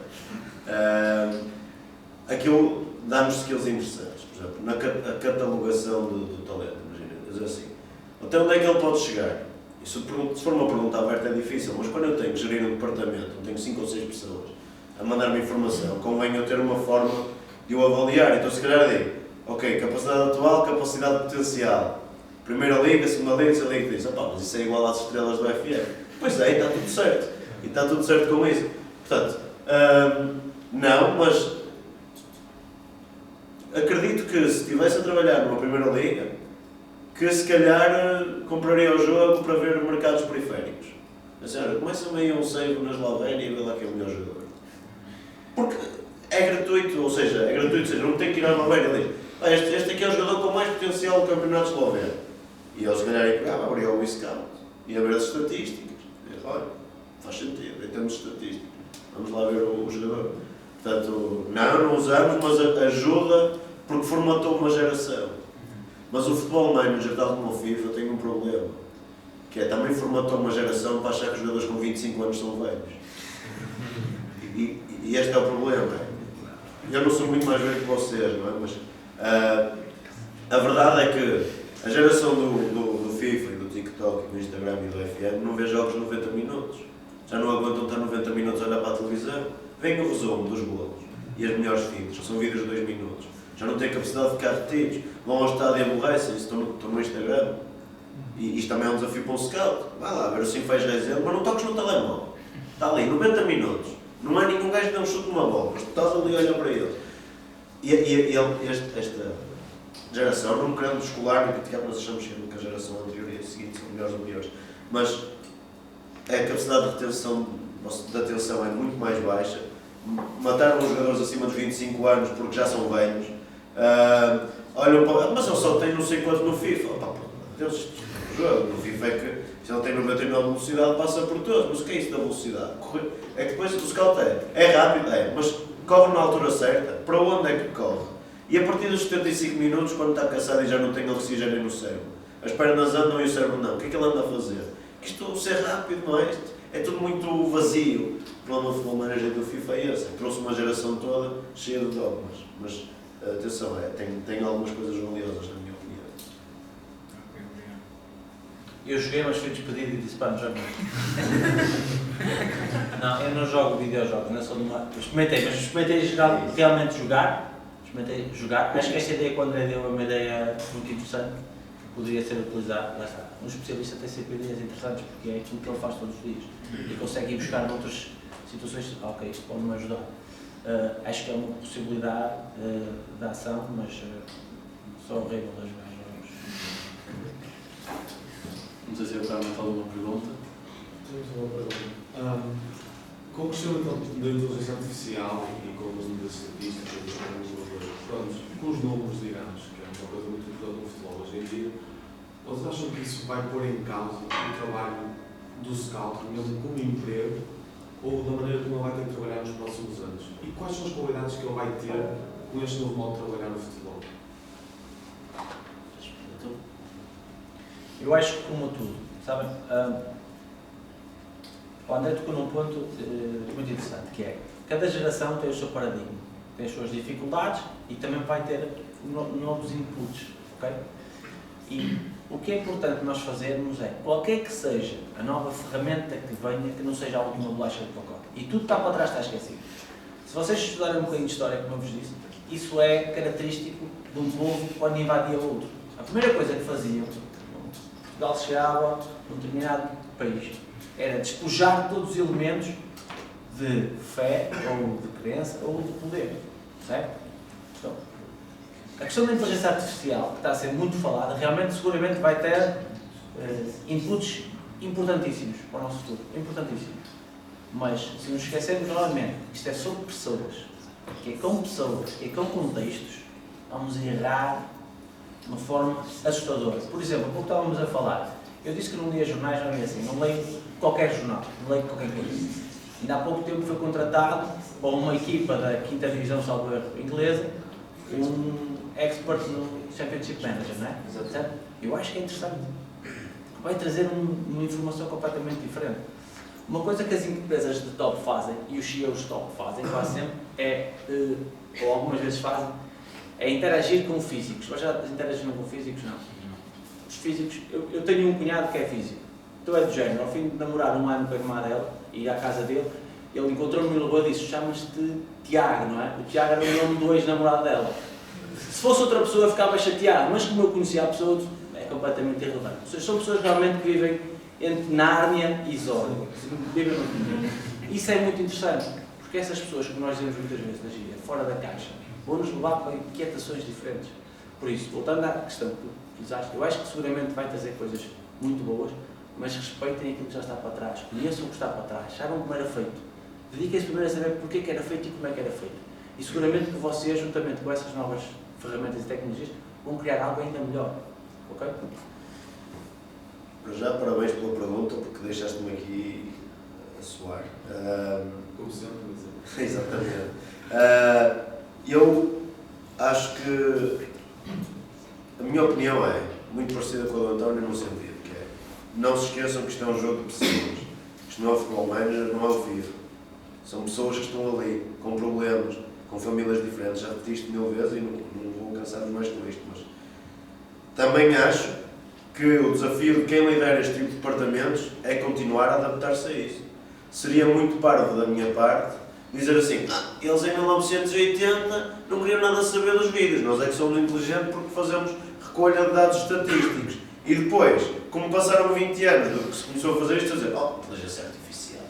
Isso era uma arrogância brutal, uma arrogância geracional brutal. Portanto, eu acho que ou nos adaptamos ou ficamos para trás, e acho que vai ter muito valor acrescentado no âmbito do scouting, porque vai-me dar respostas a perguntas que eu sei fazer e não sei responder.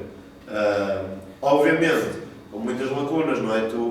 Há perguntas que tu fazes, até sobre o próprio jogo, que eu já experimentei fazer à inteligência artificial, ao ChatGPT, por exemplo, e ele não sabe responder, dá-me respostas vazias, são respostas de uma mão cheia de nada, não é? Muito politicamente corretas, etc. E este jogo, a tomada de decisão em que eu, e isto é meio estranho dizer, mas eu compro uma pessoa para vir jogar à bola, é tão pouco matemático que a única coisa que eu não devo ser é politicamente correto.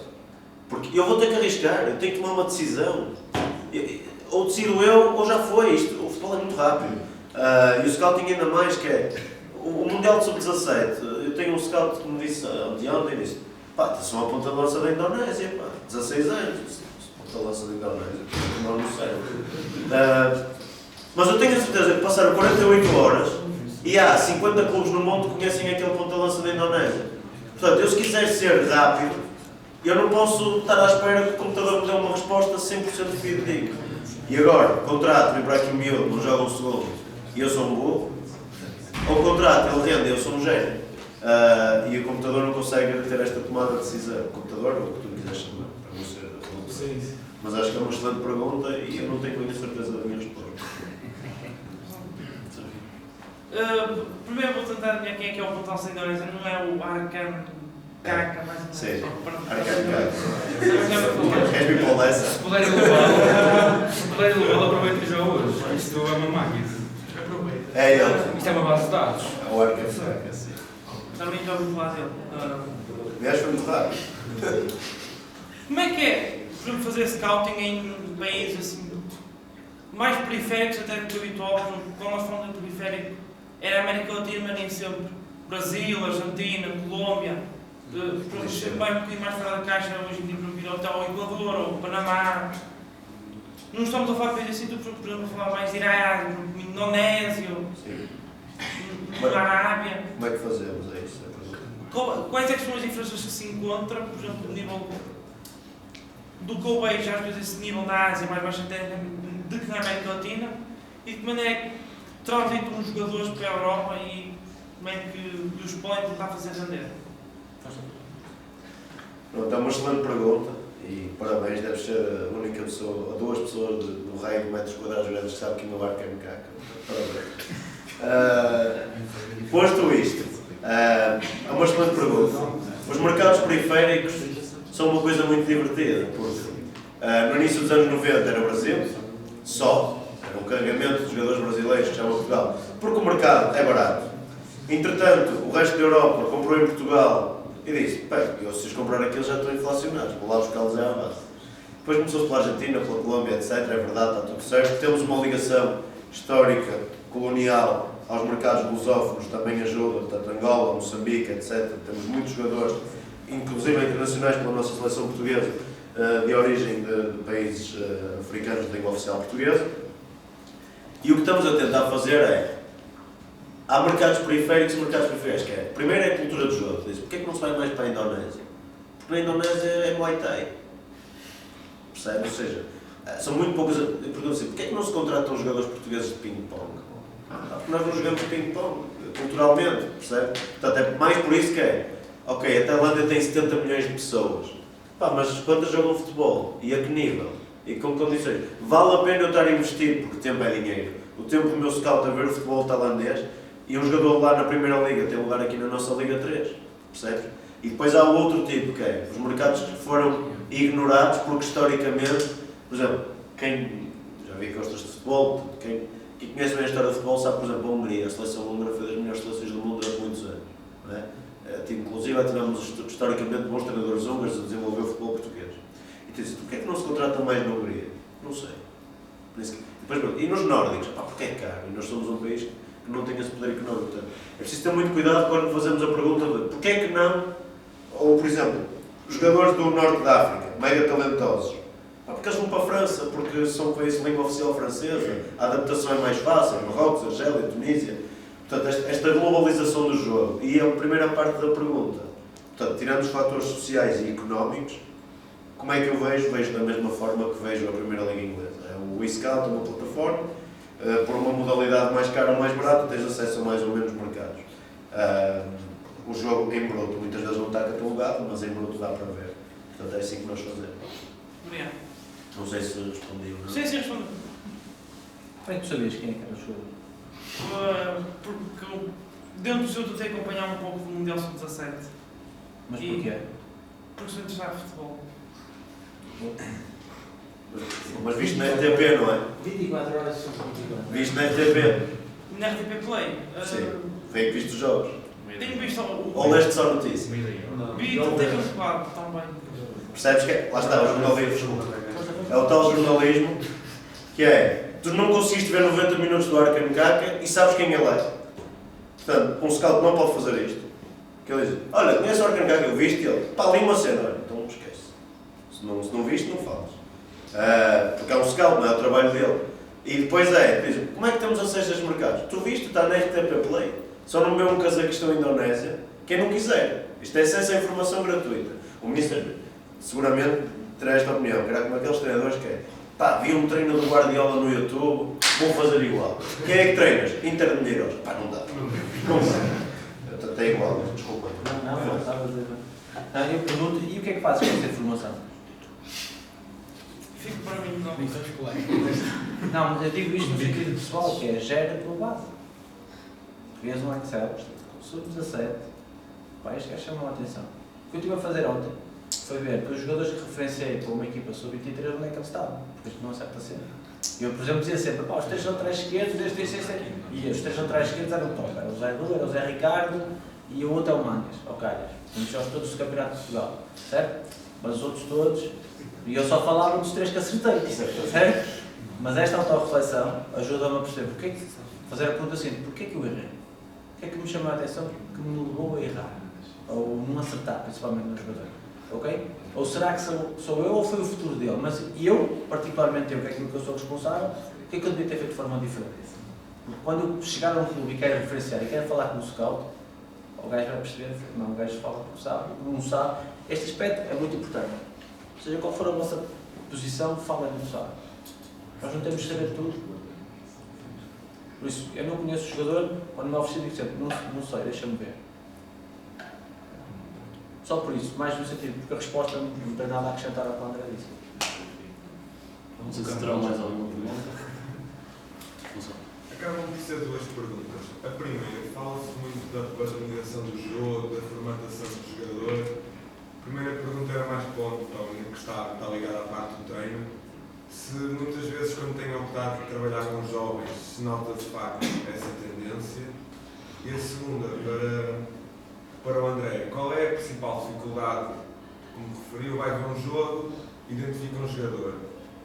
Como é que consegue ter a percepção se aquele jogador, aquela ideia, vai conseguir trazê-los, neste caso, para o ESA, que as ideias são sempre diferentes, têm sempre, não se podem ser iguais, nunca são iguais, mas têm sempre semelhanças e diferenças. Como é que ele consegue perceber se ele se vai encaixar daquela ideia para, neste caso, do ESA? A maior parte das vezes, não é a maior parte das vezes, nunca temos a certeza. O que nós fazemos é, internamente, e há muitas formas de o fazer, atenção. Há clubes que dizem, eu quero trazer talento, e o treinador que se adapte, e que o desenvolve, e que o coloque no média de jogo. Por exemplo, mas essa pergunta até é melhor para o António, que é, adapto-me ao talento que tenho ou adapto o talento que tenho? Mas é uma resposta que eu não sei, é uma pergunta à qual eu não sei a resposta. Mas o que nós fazemos no LES é, por exemplo, nós estamos agora, tivemos uma reunião ontem, nem de propósito, e estamos a falar de laterais direitos. Estamos a perceber quem era a opção 3 para o lateral direito. Quer dizer, chegámos à conclusão que tínhamos 2 nomes que eram igualmente bons. Ou seja, a sala estava dividida. Eu acho que este é melhor, eu acho que este é melhor, mas depois ninguém ficava desconfortável com a opção A ou B, que são bons problemas. Então o que dissemos é, ok, quando falamos com o Filipe Mesquita, que é o nosso treinador, no ano passado era junto ao Oliveirense, falamos com o Filipe dizia assim, para mim o lateral tem uma coisa fundamental, que é, o primeiro toque que está na bola tem que tirar o adversário da frente, seja por dentro, seja por fora. É algo que para ele é fundamental, se calhar ter mais 10 cm ou menos 10 cm, é a primeira saída, ele sai muito pelos corredores, gosta de ter laterais que conduzem por dentro, portanto ali chegamos a um ponto da conversa em que é tipo, e este vai por dentro, ele, ai não, este é mais vertical por fora, então é este. Portanto, e tu dizes, não vai chegar aqui e vai fazer isso? Não sei, mas expectavelmente ele já o faz, por um comportamento normal, portanto eu acredito que vindo com uma equipa procura fazê-lo, que ele vai ficar ainda mais confortável. Sendo que temos sempre a dificuldade, que é perguntar, e ele faz porque isto é natural dele, ou porque o treinador lhe pede e um modelo de jogo lhe indica. E aí é muito difícil saber responder.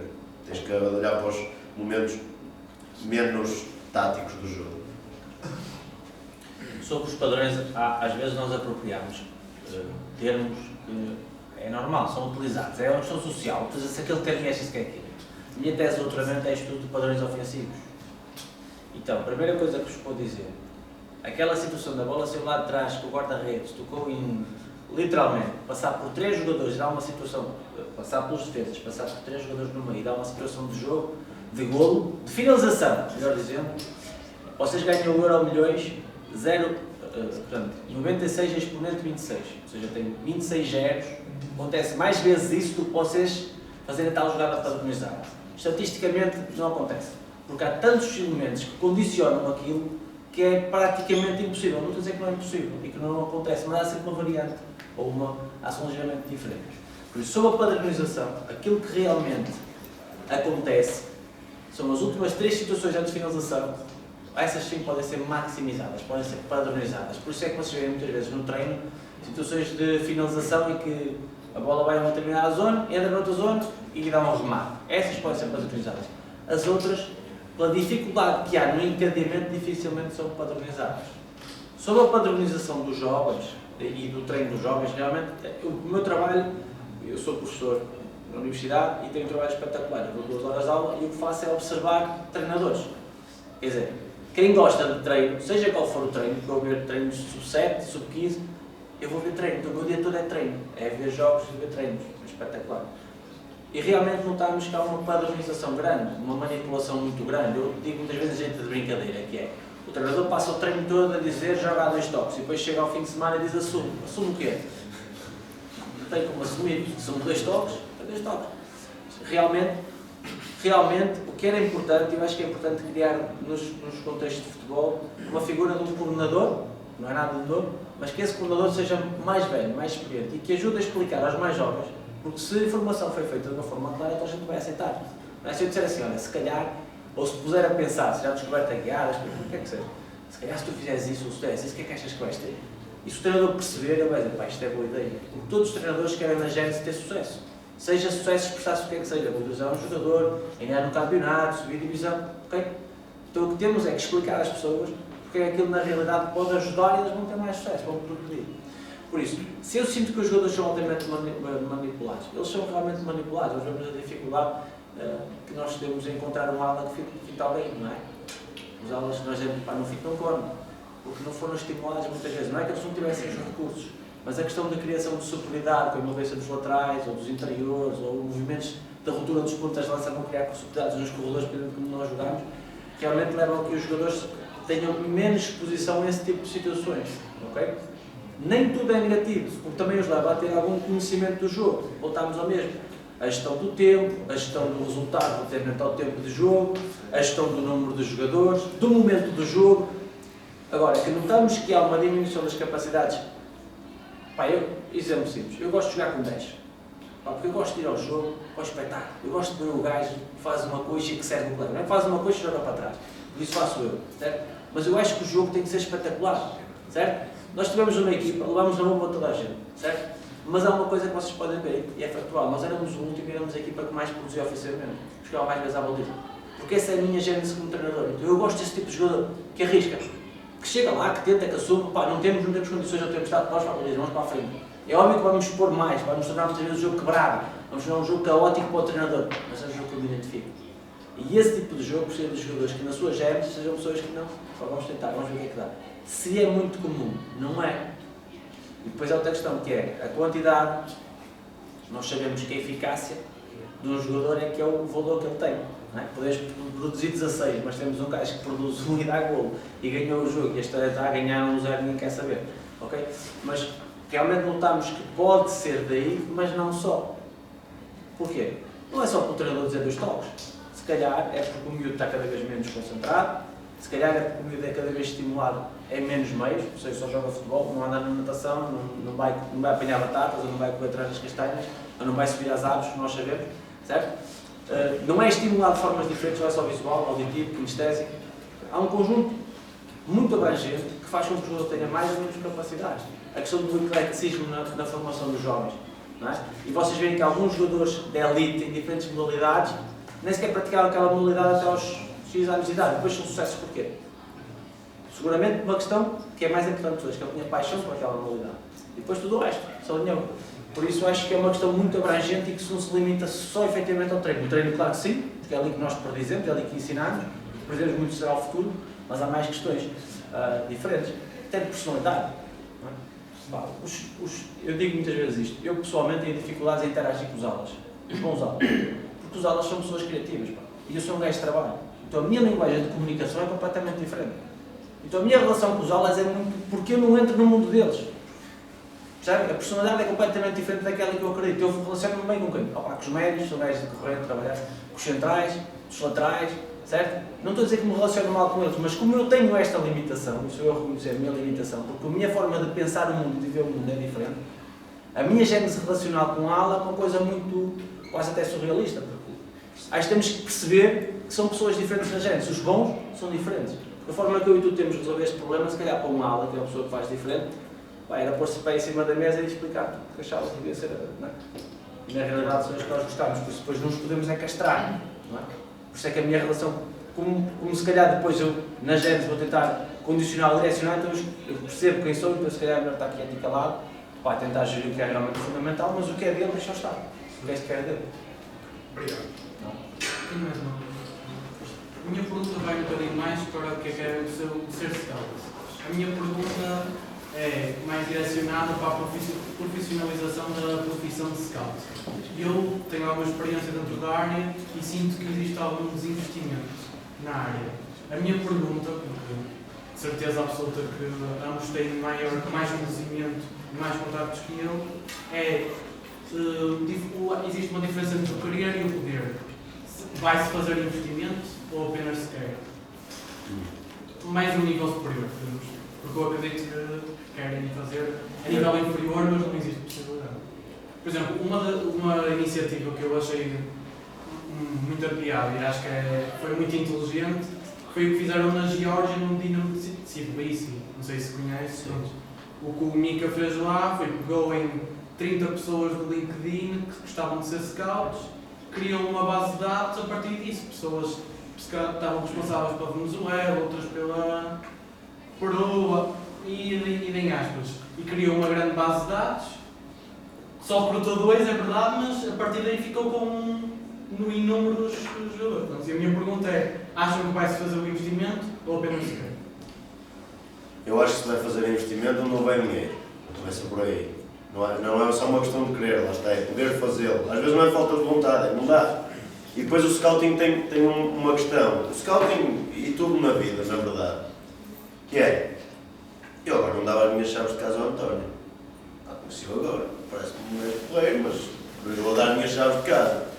E o scouting é igual, que é, pensa assim, eu se pagar 900 euros ao meu avançado, ok? Ao final da época, são 9.000 euros. Mais alimentação, mais suplementação, mais treino de ginásio, mais se tiver alojamento, é o fim do mundo. Isto para um clube de quinta divisão é uma loucura. Pagar um jogador custar 15.000 euros ao final de 10 meses, na quinta divisão vão dizer que eu sou maluco. E eu não vou, em sã consciência, e pode ser uma coisa antiquada, quer dizer, N de malta no LinkedIn mandou-me mensagem a dizer que está no Peru e que é este o avançado que eu tenho que ir buscar. Porque esse scout, que me apareceu no LinkedIn, a mim não me deu provas de confiança nenhuma. Estás a perceber? É como escolher um treinador, ou o treinador que escolhe o jogador que vai lá para dentro. Que é, quanto é que eu confio nesta pessoa? Portanto, ele tem que ter. Eu já tenho alguns scouts meus que eles me dizem, é este, só para não tive tempo para ver ele. Meu, tens mesmo que ir buscar este. Tenho a certeza. E eu digo, pronto, já vi tanta coisa tua, já vi tanto trabalho teu, que tu para me estás a dizer isso, eu até fecho os olhos e assino. A confiança cega. Eu diria que é como o António, deve ter um adjunto, que é um fiel escudeiro, e amanhã, se estiver doente, diz, faz, sem problema nenhum, resolve. Isto é confiança. Não é um adjunto, está lá um estagiário que ele diz, não, toma tu conta da palestra. Fazes isto, não passas a chave do carro e de casa a qualquer pessoa. Portanto, é preciso ter um bocadinho de cuidado com a rede de contactos. Porque depois, ao final do ano, são 15.000 euros que meteste lá, isto é um exemplo, ou 15 milhões, não é? Ou 100 milhões, por alguém que tu não conheces muito bem. Okay? Qual é o nível de confiança? E o segundo, é uma questão de fundos e de clubes modernos ou não modernos. Um clube moderno, com dinheiro, investe no scouting. Um clube moderno, sem dinheiro, não investe. Um clube não moderno, não investe de todo. Acho que respondi, não tenho certeza. Sim. Independentemente disso, se é o que tu queres, há sempre espaço para os bons. Há sempre espaço para os bons e para os capazes. Pode demorar mais ou menos tempo, prepara-te. Quando a oportunidade surgir, estás pronto. Porque acredito sempre nisso. É uma questão de preparação e oportunidade. E a preparação expressa-se de muitas formas. Eu sou bom, mas não tenho contatos. Isso também faz parte da preparação. Estares aí, falar, perguntar, jogar, isso também é preparação para mim. Damos então assim por finalizado o nosso seminário, uma conversa muito enriquecedora sobre o scouting de futebol semiprofissional e sobre o futebol em geral. Queremos agradecer mais uma vez ao professor António Barbosa por ter aceitado este convite, um enorme agradecimento ao André pela paciência e também pelo interesse demonstrado em participar deste seminário. Gostávamos de agradecer também ao professor Luís Humberto Marques pelo esforço incansável para que este seminário se realizasse e vim agradecer a todos vocês a participação e presença. O resto de uma boa tarde. Obrigado.